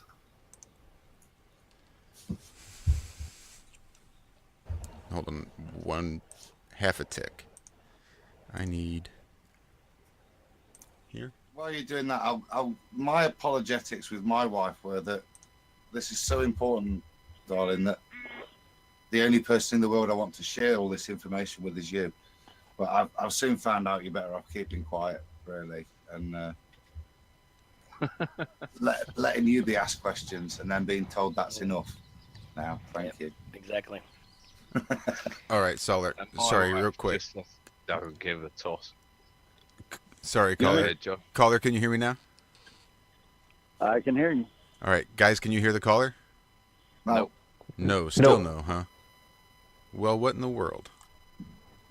So, Testing your system, man. Nkululeko, what was it? At POISY. Yeah, I found you. It said D. D followed you. D. Yeah, it said D followed you. Oh, get a room, you two. Let All me right, have sorry, a I look don't know on why. my other laptop. Oh, I don't know so. why nobody can hear me. Can you hear me? Did you spin I can in hear your you, chair yeah, when but you for did some it? reason nobody else can hear you, which is strange. I This can't has worked swing before. a cat in here, mate. DD Tayside. DD Tayside, okay. I'm pretty sure I'm following you anyway. Pop boy. I didn't mean to throw a wrench in your gears, bro. No, you're fine. Malcolm. Just don't. Like I said, I'm just really happy you Well, I called. was muted. Yeah, DD is a friend of ours in chat. That's always a regular. This just doesn't make any sense. Day one, basically, and hangs out Why with us this on isn't Twitter. That's who working. DD is. And it's DD we're talking to now. No, that's not. We're talking to Luku. Oh, God. Don't worry. It was not meant for Southern lips.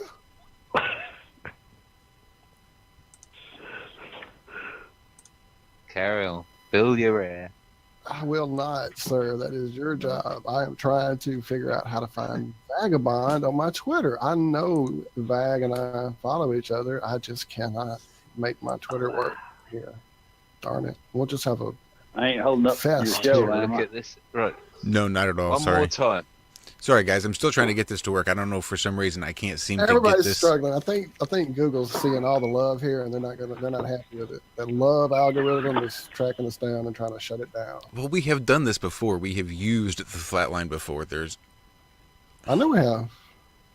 Well, while you're working on that, I'm trying to get. No, back you know in what if it that's is? Okay with everybody. Vagabond, if you want to come hang out and talk, you're welcome. If you're not wanting to get quite that public, that's understandable too. But you're welcome Hold on, to show half a up. tick. And I'm trying to find you. I made this Twitter thingy work. Sorry. Okay. You might have, hold on just a second. Let me switch my my Hangout account. I think that's going to Not a solve problem. the problem. Yeah, Okay. give me just half a second. POISY. What's the rest of it? DUMA. I'm gonna put him in the chat, man. I'll put him in the chat with you. How about that? Brilliant. Okay. MA, hey? MA. It's in there for you, A Vagabond. for on the Apple. Twitter, Yep, got it. message. Yep, yeah. Be careful with that link. Don't show your screen. Hey guys, apparently Neil deGrasse Tyson founded the Department of Astrophysics in 1997. Yeah, I was trying to catch all that while ago too. He graduated in 80. He became whatever that is.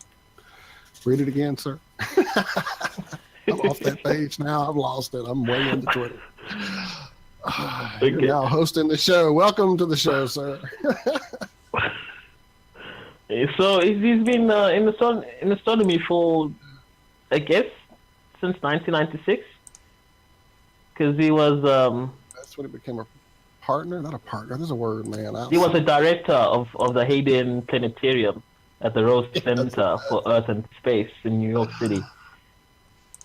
A fellowship, not a fellowship, man. Okay, I'm not going to try to remember. I'm going to keep doing what I'm doing. You take over. You are hosting the show now. Nukulek, go. Nukulek. Doma. I'm going to give it up. I'm not going to try. Just do my you're that. Yo, this guy's old, man. Somebody talk while I'm doing stuff. Everybody's doing something apparently. Okay, I got the link How's in that telephone call going? That's what Josh. Josh. Duma. I'm working on the Vagabond link. Everybody on Are you still out in the air is like dropping left and right. So bored with us trying to figure out how to work YouTube. Oh my goodness! It's like I can't believe you're still going. I've just followed you on Twitter. I've already followed me back. You're still mucking around. I don't know. You people don't know how to do I'm the not follow used to two Twitter by laptops. now. John's overstimulated right now. He don't know what to do with all that input. I am. I've got. So I'm pretty sure I PCs lost in it. front of me. I have Amazing. done it. I did what I needed to do. Yeah, I'm Now, pretty sure I let me lost the do- caller. Give me half a second. I think I might have a way to fix it. So this will be exciting. We'll see if I can actually do this.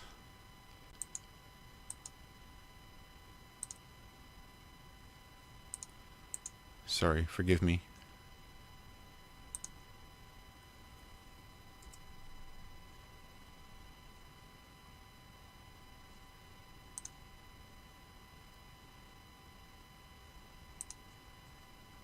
Don't mind me. Tick, tick, tick. Stupid ass mouse.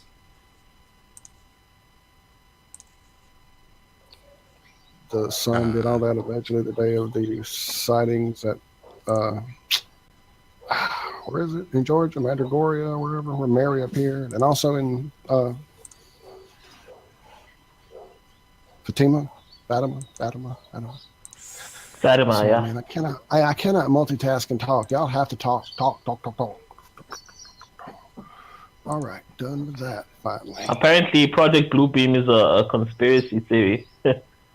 Well, of course, just like chemtrails and the fact that 9/11 was an inside job and the fact that nobody died. Sandy Hook. Hey, Rob, did you see that link I sent you about Sandy Hook in the link, Rob? Yes, I did. To believe that story, which is well, for everyone out there, 1,500 pages of a secret file was released, and what I saw of that video that you sent me, Walt, was about Adam Lanza and who he really was and stuff like that. For me, Adam Lanza wasn't even a real person anyway. So that's when that's he the said way I that see name. that. It was like, well, after that, you're done. But I thought he would get deeper into it. Yeah. I was just like, excited to send it to you. Yeah, no, it was only 7 minutes. So one. Yeah. What about the 5 meter skeleton in Ayers Rock? Well, there was a story. There was a story in January that they found one that big, and there was a lot of hoax. It was put down as a hoax. Now they found another one in the same area. So read into that what you will. Damn it. Well, you got to understand the where it's come from. News World Daily Review or something like that. It's a satire site. Yeah, well, when I first All right, Googled it, I saw you talking about that. Well, I went and Googled it, and a lot of hoax videos come up about it. And hoax Thanks for being stories so on patient. I'm glad you papers called back. come About it. But now it's come out again. So 10 months later, hoping I haven't 10 months later, it's come out again. Screwed me all up here. Those skeleton, yeah. So I don't know. I think I'm good. Go ahead, Josh. I'm just trying to see if caller, are you there yet? Yeah, I can hear you. All right. And everybody, can you hear the caller now? Yep. Yeah. Ah, perfect. See, I knew it'd be a simple fix. So there we are. Yeah. So thanks for so much for calling. Do you mind telling us your name or maybe what you go by? No, I'm Jay. I'm out here I'm in Texas, about 60 miles west of Austin. That is so awesome, Jay. And West of Austin? Wow, And I was you're just- way over there, my friend. I was just where I came in at was when y'all was talking about like your wives and girlfriends freaking out on the deal. Yep. Unfortunately. Yeah, I mean you gotta hit them real soft with it. I was like listening to Alex Jones, from the first day he started, and being the gatekeeper he is, he called enough stuff right that she could see it.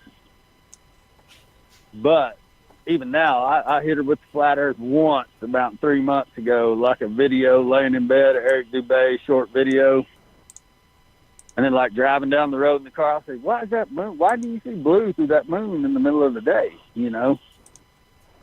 Just little questions like that. But I definitely have not hit my kids with it because that would be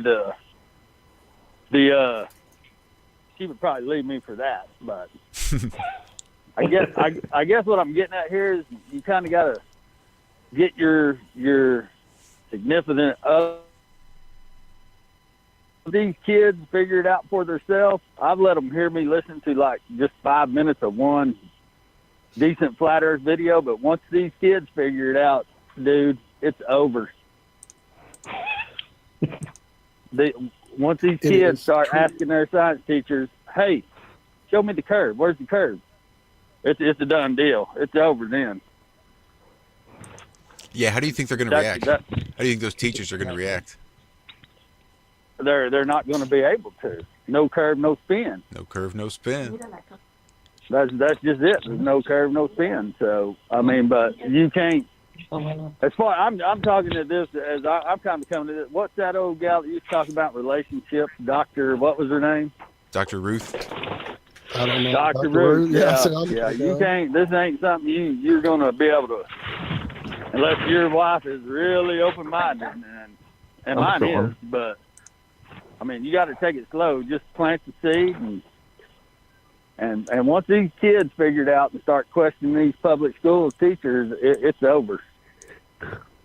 So my kids are perfect. Test it for yourself if you want to know. If you want to believe, then go read the a myriad of papers out there that will tell you exactly what you want to hear. That is you believing in other people. If you want to know, and if you want to convince your other half, then you need to show them physically, empirically, observationally. You need to show them. John, my wife's. We're offline, by the way. We're back on, by the way. My wife's quite tolerant of me and has been over a number of years from rambling about all sorts of conspiracy stuff, you know. But I think the thing she says to me is, I don't disagree with you, I just don't want to talk about it all the time. I say it's unfortunate because it's doing my head in, and I do all the time at the moment. Do you know what I mean? And that's the thing. As we're on that subject, is just. Yeah, I understand that. Yeah, get on a hangout. It's exactly what my wife says. She doesn't care. I don't care. So what? But it's a case of sort of saying, okay, well, you say you don't care, but you need to know your fundamental roots, where you're from, where you live, what you're on. You know, whether you're spinning at supersonic speeds, etc. For my wife, it was just a case of, look, this is what my experiments have shown us. You can claim that we're on a spinning ball, but these experiments show us otherwise, and so do all these other experiments like Aries and Michelson-Morley and Michelson-Gale, etc. But yeah, carry on. Am I still up here? I'm fixing to check out. No, you still are, Jay. I really appreciate you calling in. Thanks so much. No, I'm standing here in Austin, and the moon is full, and it's a little bit to the southeast tonight, coming up big. Yeah, I hear it's big and bright out there. Any other reference, but no. Are you on Twitter by any chance? I didn't hit my wife hard with it at all. Just it was like for my birthday present. She said, "What do you want for your birthday?" I said, "Watch this 10-minute video," and it was Eric Bay. I don't even remember what it was. Just he broke it down real good, and then like every month or so, I'll hit her with something. You know, why is this happening? Why is it? You know, what's going on here? Why can we see that from way over there? So, 'cause you can see a long ways down here. It's That's the way to do it. Absolutely, that's the way to do it. It's chipping away, just highlighting everything that doesn't make sense. Out there around Big Spring, Texas? No. Big Spring's way northwest of here. Oh, okay, because I was out there and it was flat, brother. Flat. Oh, yeah. It's flatter than a pancake. I live in what they call the hill country here, which is called the Llano Uplift, which was supposedly ancient volcanoes blowing up everywhere. So nice. I mean, who knows about it was that? super But flat, yeah, Big and I went to Springs my first is flatter than sandstorm a out there. It pancake. was insanity. But anyways, it was good talking to y'all, and I listen to y'all all the time every Friday. So I'll check out and carry on. Thank you so much. Are you on Jay. Twitter or anything, man? Excuse me, sir? Are you on Twitter by any chance? No, I ain't really on nothing. I just well, that's we're why I glad was you're on hanging the out with call us in here on line YouTube, because brother. We appreciate I don't even. I've been trying to figure out how to do the hangouts, but I just that kind of touched me there, so I thought I'd call in and say how I was approaching things, whether it means nothing or not. It is what it is. Well, I bet you It does. I bet you it means speaks to a somebody. lot, man. Thank you so much. You've become a legend, dude. You're now an official. But I dig y'all show, man, and y'all are cool, so keep it real. Awesome, Jay. You do the Thank same. you so much, man. Thanks for calling All the right, Iron Realm. see you later. Sweet. Take care, mate. And while Jay was on the line, we actually had another person call in. That's 2 calls on the flat line on the same show. Who'd have thunk it? Look at us, big time. So because of Kuruleko. That's it. Smashed it, bro. Exactly. One hell of a show with a copyright cut out in the middle as well, Josh. It's been a good show. I forgot about that already. That's insane. Yes, we did. Just that big dead space. I must say good night and Kululeko. Yeah, man. My girlfriend is not happy with me now, so I need to. We'll see. We got him in trouble. Everybody's in trouble. And this is. Don't worry. I just need to take care of business. That's all. You're a brave man. Well, you go dig down 8 miles and have a good night. Thank you, sir. Cheers, guys. Thank you for coming hang out with us, brother. Thank you so much. Thanks, guys. Cheers. Thanks. Mate. Speak soon, hopefully. Yeah, come. I added you to our little Twitter group there, so come hang out and talk to us. That was awesome. Unkululeko. We also had a caller call in. 2 callers call in. We were only able to get to 1. I can actually turn the ringer back on now. On the off chance we do get one more caller between now and whenever. I'm going to do one as well now, guys. It's getting late. I'm going to do a run or 2. I've got to go. I've got yard work to do, as usual on a Saturday. Right. Well, it was good talking to you guys. I love you guys. Been brilliant. It's been a great Friday. It has. An amazing Friday all the way around. Definitely. All right. See you all. Bye. See you, Rob. Behave yourself. All right, guys. Thanks, everyone in chat. See you. Bye. God bless. I'm going to smurf off as well. Smurfer. I'll see you later, dudes. All right. Love you, brother. See you, Adam. God bless. Be well. And then there was 3. I don't know, John, are you still there? No, are you still there? He may have. That's him calling in. He may already be gone. All right. There he goes. He dropped out. Oh. All right, here we have area code 480. Let's do it, Walt. Let's do it. Let's take that call. Thank you for calling Iron Realm Media. This is Josh. How can I help you? Hey. Hey. What's up, man? What's happening? With whom am I speaking? My name is Heath. Heath. I know that guy. Sweet. What's up, Heath? Yeah, you know me. You know me. I do know him. That's my buddy he's actually from here, and then he took off. He left me in the swamps and headed to the dry land of Arizona. Yeah, I'm rocking it out here in flat-ass Arizona right now. Heath used to think I was a lunatic for thinking the earth might be flat. For some reason, I can't hear you guys very well. Hold on. Now he knows I'm a lunatic for all kind of other reasons.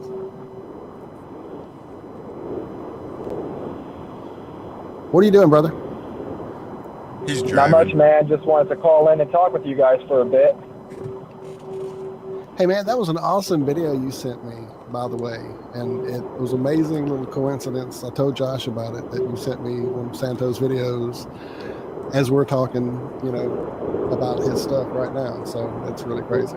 Really crazy. Any other bits of wisdom and knowledge you would like to impart to us tonight, sir? Josh. Yeah. What's up, Heath? Why can't he? I'm having a hard time hearing you guys. It's hard to hear you too, sir. Yeah, I think There it we might go. be. I can hear you a little bit better now. You know, Drive up on the mountain and park. You know what's weird? You know what's weird is, you guys were talking about, how the wife not handling it very well. It was actually quite the opposite with me and my wife. A mutual friend, you should know who I'm talking about, Flat Earth Head. But anyway, she was up here in Arizona with us. She's back in Louisiana now.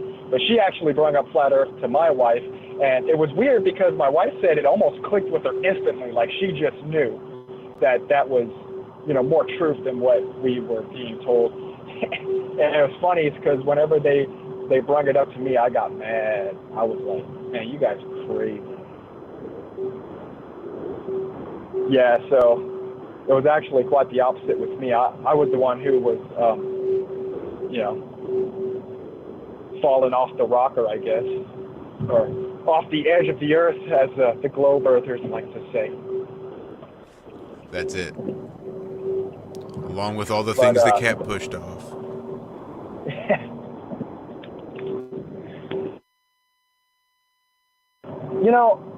Sit there and you watch TV, which I really don't do that much anymore. Unfortunately, the job I do, sometimes I don't really have a choice, but I'm in the process of changing that. Anyway, that's another story. You sit there and watch TV and like everything they show, everything from cartoons to commercials, everything is the stupid ball earth that they fed us for however long. We're just so indoctrinated and lied to about everything on a grand scale. It's not just flat earth, it's everything. It's from chemtrails, flat earth, everything. And no wonder with fluoride in the water and the food we eat and all this other yahoo, no wonder people can't grab a hold of it, even though you can get on top of a mountain and clearly see that there's no curvature. I practice sun gazing. I sun gaze either in the morning or in the evening. I stare at the sun. I'm up to 21 minutes right now. And there's no way that sun is 93 million miles away. I don't care. If people would just take the time to just stop what they're doing with their busy life, and just actually look around. It's really not that difficult to see once you actually start looking around. There was a point where I was like, doing the research and saying, okay, no, it's flat. But at the same time, I'm like, there's no way it's flat. There's no way it's flat. How is it flat? This is crazy. Heliocentric. I'm like, I was stuck on the double mind speak. Yes, sir. But it's actually, with your significant other, sorry, she knowing it like inside. Think about the things we've talked about in our times together, just the different conversations we had. Dude, the night I met her, it was all about telling me that the Dark Tower series was a true story, and I was like, I know, I just read it, and it was 100% true. And at that point, she became a true slinger sister to me, as you well know. So for her to pick up on it instantly like that, I don't doubt it. But like you, I had that double thing going with, yeah, it's true. How can it be true? Well, it's obviously true. I'm losing my mind. It can't be true. Right. Yeah. And that was it took me probably about a good 2 months to actually just, doing because, finally I decided, I was like, you know what? I'm going to do, what's funny is I said, you know what? I'm going to research stuff and try to prove to you guys, that's what I was telling my wife, try to prove to you guys that it's actually round. And in the process of trying to debunk flat earth, I become a flat earther. Yes, sir. That's generally the case. Indeed, it is.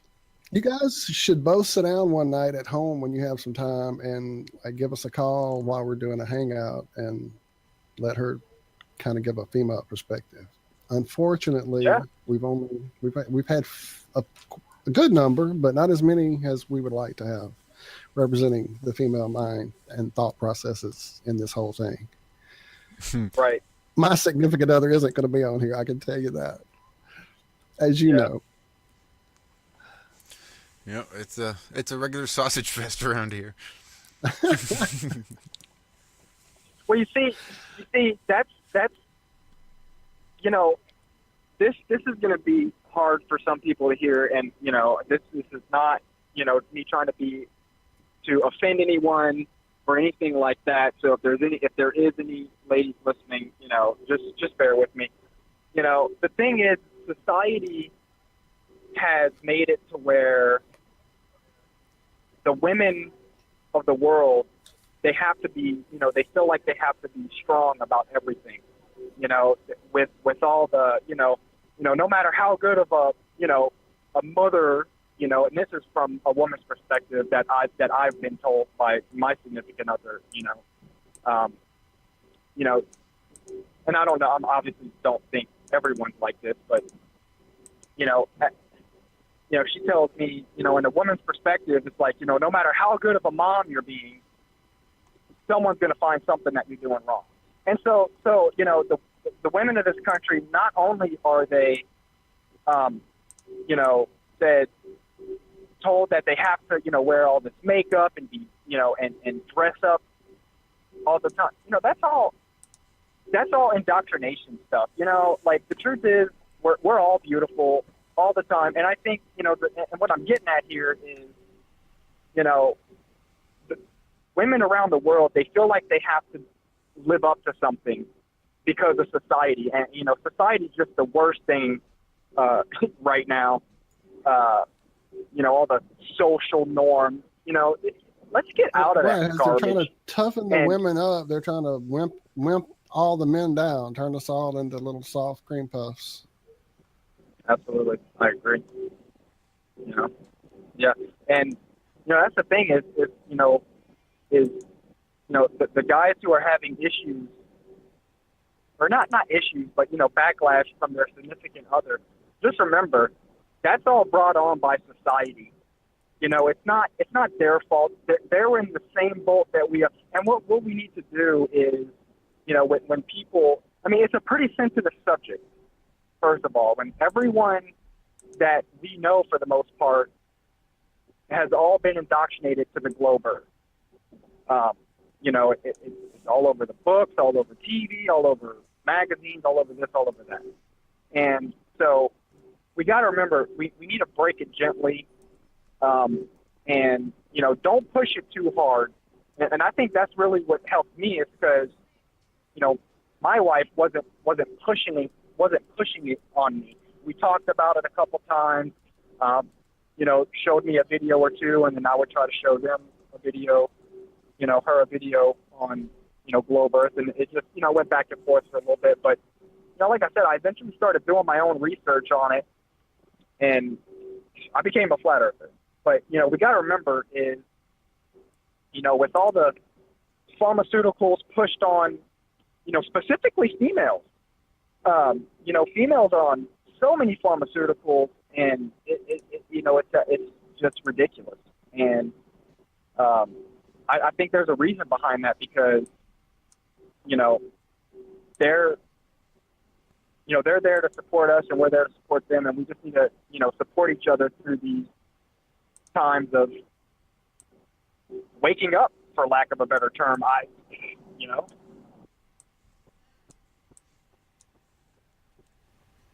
Nope, that's very well said. Indeed, sir. Well, Heath, thank you so much for calling, and definitely I want to get you on here one night when it's not while you're riding around. I don't know if this is your normal, is this when you're normally getting off work? Is that kind of what's going on? Yeah, I'm actually driving right now. Well, we're running actually late been out of here about an hour Cool. ago. All right. Well, I mean, thanks for taking my we call, used to have guys. these 4-hour It was nice shows on a talking to regular you guys. basis. I love but every single one of you guys. Namaste. You guys have a wonderful evening. we love you, brother. I miss you, brother. Peace. Love you so Looking much, out to Heath. see you. Thanks for calling in, Heath. Love you too. Well, that's awesome, man. This has been a Friday to remember, for sure, for sure. It is. And After all the horrendous October energy, man, November has definitely started out great. Hopefully this is a good portent for tomorrow not being any kind of major issue. Yeah, hopefully. I don't know. It's one of those things still weighs heavy on my heart, is this issue with Vagabond. I wish he could have stayed in for a little bit longer. I saw he did pop in. I didn't see him even get in. I didn't see it happen. I know we probably bogged our own self down with phone calls and trying to add 2 people. Because I know I dropped the link, and then I got so busy here I didn't ever go back to Twitter to check. So, well, damn it. I was hoping. Well, again, it's what we do. It's what we're here for. So anytime, man, you know where we are on Twitter. It may seem like we're not ever there in some of the chat rooms that we ourselves created and got you guys together into. But as you see, we're usually busy with doing these shows or trying to get things ready for these shows. So definitely sorry we couldn't get you in. Here's what I propose. That compartmentalization is definitely important. But when you try to keep all that flat earth to yourself, you're going to want to explode. And here at the Iron Realm, we know this very well. Because when 6 guys from all around the plane have that same feeling and need to express it and help get this truth out and let it spring forth from these depths within us, you need a place to do that. So if you want to devote a little bit more time to your wife, we will give you a platform where you can come and scream and shout about whatever the hell you want. You pick a day, we'll make it happen. At least, once every couple of weeks. We'll make sure we can figure out somehow, some way. We'll give you a platform to just say whatever in the world you want to say, however you need to say it. Because that's really important, because you plant seeds when you speak, whether you know it or not. So while you might just be rambling and you think you're not really reaching anybody, seeds are being planted. And I really hate to do this. I see somebody calling. Oh, come on. This is what, me gonna hang up? No. Damn it. Really all right, here. Oh, yeah, I'm gonna answer it. What's up, Candy? How you doing? I didn't hang up on her, did I? I'm pretty sure I clicked the green button. I'm not hearing on this end, so we may have accidentally hung up on you. I'm so sorry. That was Candy. No way. I totally clicked the green button. Candy, call back in. That's ridiculous. I answered that. Back. I completely answered that. Maybe she hung up right as I clicked it. I don't know. She needs to get on Twitter with us. That would make things so much easier. All right, Candy, if you're there, go ahead and call back in. Just for like right now, we could just drop her the link. But I don't know how to get her from the Hangout over here that I'm in with her to the one we're in. I don't know how to do Hangout to Hangout. Well, look at the Hangout we're in, and look at the search bar. Copy that. Oh, there it is. Drop that in the link. I got it. I found it. Look here, hold on. Listen to this. This is great. You guys never answer my call. Candy, bye-bye. No, I feel terrible. He tried so hard. So this is all the fun we have with our flatline. Remember, we can take text messages too. Those standard text rates apply according to your carrier. But we do accept text messages, voicemails, and the occasional phone call. Candy, I don't know how the hell that happened. There's a red one and a green one. I'm pretty damn sure the green one was meant to answer, and that's the one I clicked. I don't know what the hell happened. But I certainly would never ignore your call. Though, when I heard the phone ringing, I thought that was going to be my first reaction was to politely decline. But when I saw it was you, I knew I had to answer. Then leave it to me to somehow still mug it up. That's the D-Wave computer read your mind, the first initial hang-up thought, and did it for you. That's what that was. That's right. Google They Assistant. preempted my In your reality mind. and created the alternate reality of me not actually answering it. Wow. Is this you? Thank you for calling NTS. This is Jerry. How can I help you? Yes, we were interested in letting you know about the fact that the Earth is a flat, infinite plane that doesn't have any motion. It has no curve to any water. Are you aware of that? How did we swing this? Thanks, Tim.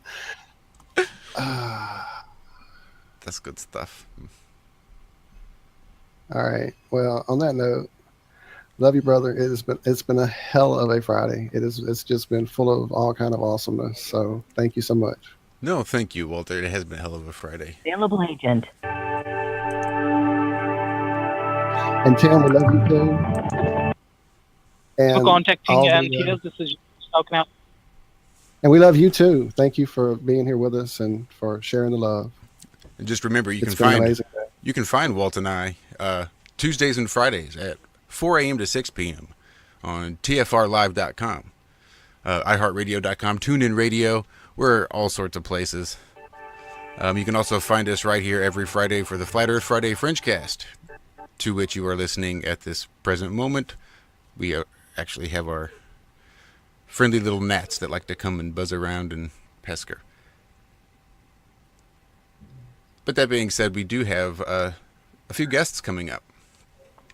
Next week we will have comedian Alan Park, who actually cured his own stage 4 prostate cancer with Rick Simpson oil, with the RSO Phoenix Tears.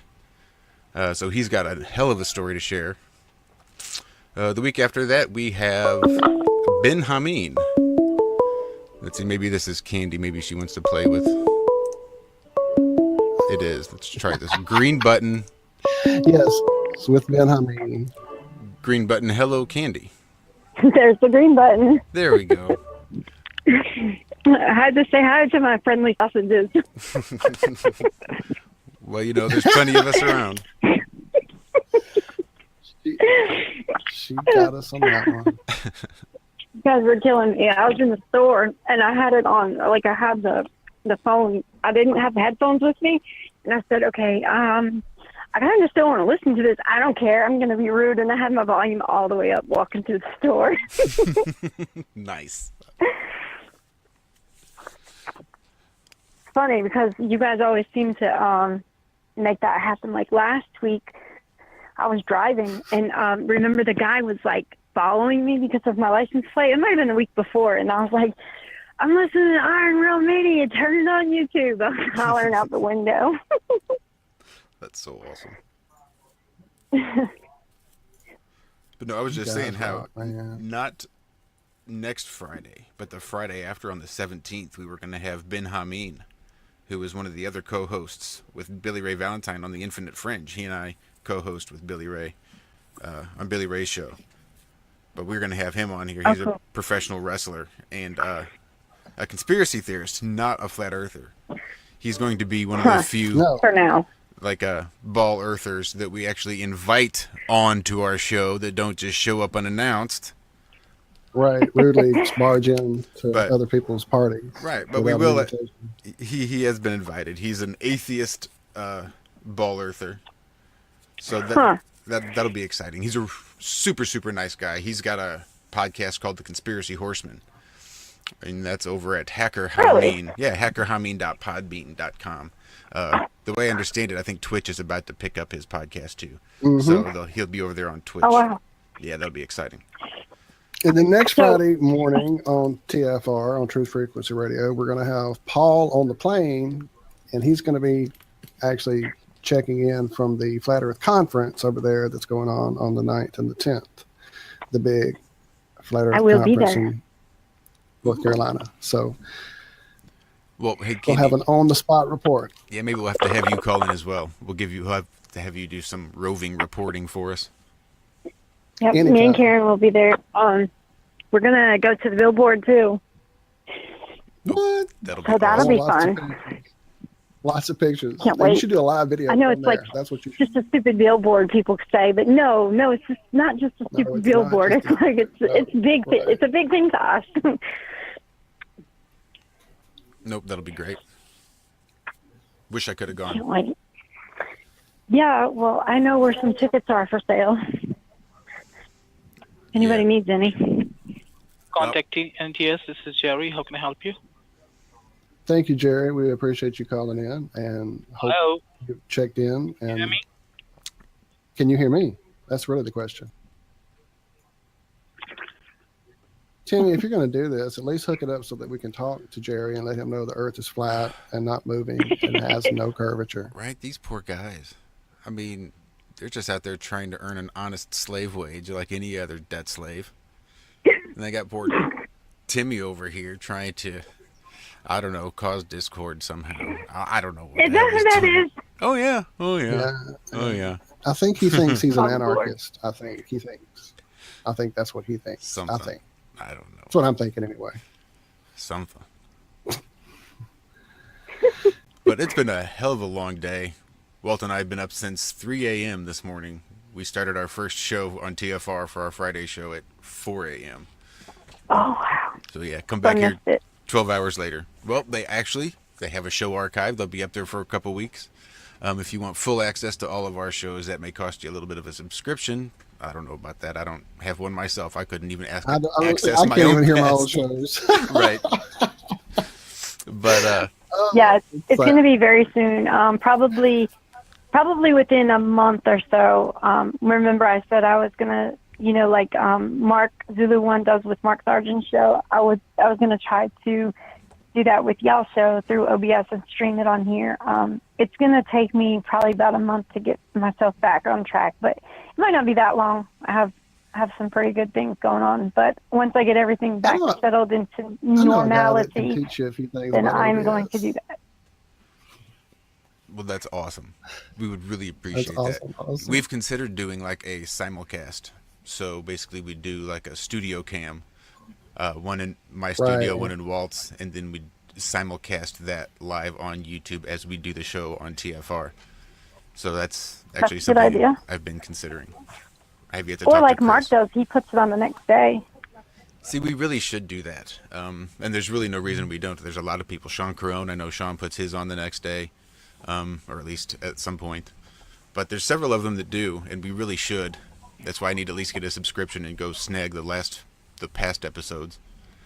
And then I can grab them as they come out one at a time. But that's something I'll have to talk to Chris Gio Is about. there like an active chat room on TFR like during Gal show like there is during the other one? Yes, ma'am. There is. It's an ongoing chat room. It's sort of like the old live fire chat room. So it's one ongoing chat room. So as the Right. live show play, you just hop right into that chat room and it just scrolls infinitum. So And we have some regulars that are there every morning. Okay, because I was so it's wondering pretty why awesome. there were so many people when I logged on.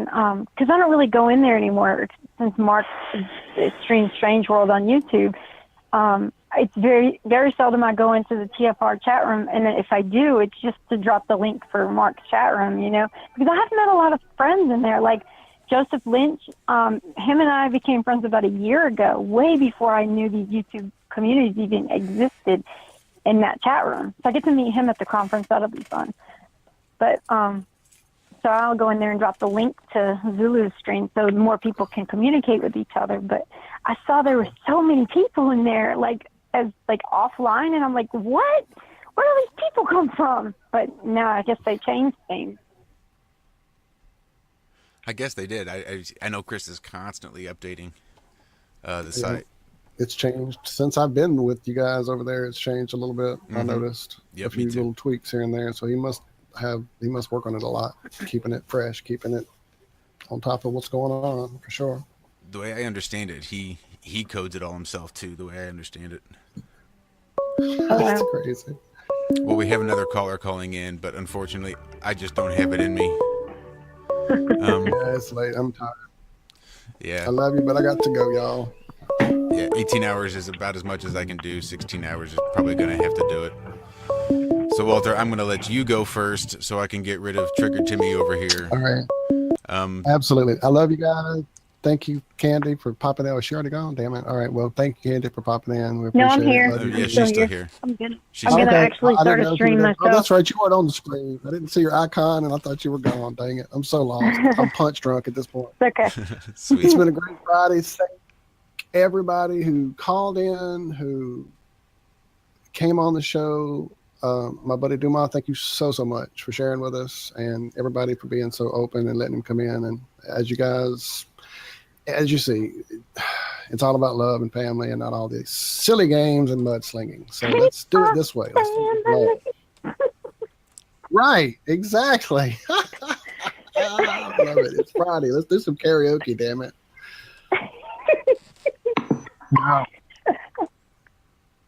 All right, Walter. All right, good talking to y'all. You too, Candy. Love everybody. Love y'all. Take care of yourself. We love you too. Walter, I love Bye-bye. you. I will talk to you at some point over the weekend, probably by Sunday night or something. We'll start getting prepped. We should up for ask her about Tuesday. Vincent P. Totally. How she stole money from him. Oh, you totally should have. Totally. Oh, or you could have just kept quiet and waited till she left and then spoke up like a little bitch. There's that too. All right. Well, we love you guys. Keep an ear out for us. We'll be around. The earth is not flat. It's a sphere. Right. Stop being Let me shy. just try this again. Damn, how did I wait so long to not hang up on his ass? Jeez. No, I don't want that. This'll do. Here you go, Timmy. I hope you're still listening. Singing the blues. Wishing you could have just gotten on a little bit longer here at the Iron Room. Well, sorry, my brother. You can't do it here. Not tonight. Not on a Flat Earth Friday. Tammy, ooh, Tammy, you tell me you love me, but I know that's a lie. We will see you all right back here next week. I love you guys. Vagabond, really. Nothing but love for you. Any way we can help. I offer my love and support. Whatever that'll get you. I know that in $1 will get you a cup of coffee. Well, a small half a cup of coffee from somebody else's table.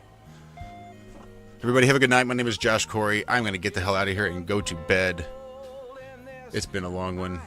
But God, I do love coming on here and talk to you guys. So thanks. Thanks for putting up with me for this long. See you next week. Be well. Make good choices. Bye-bye.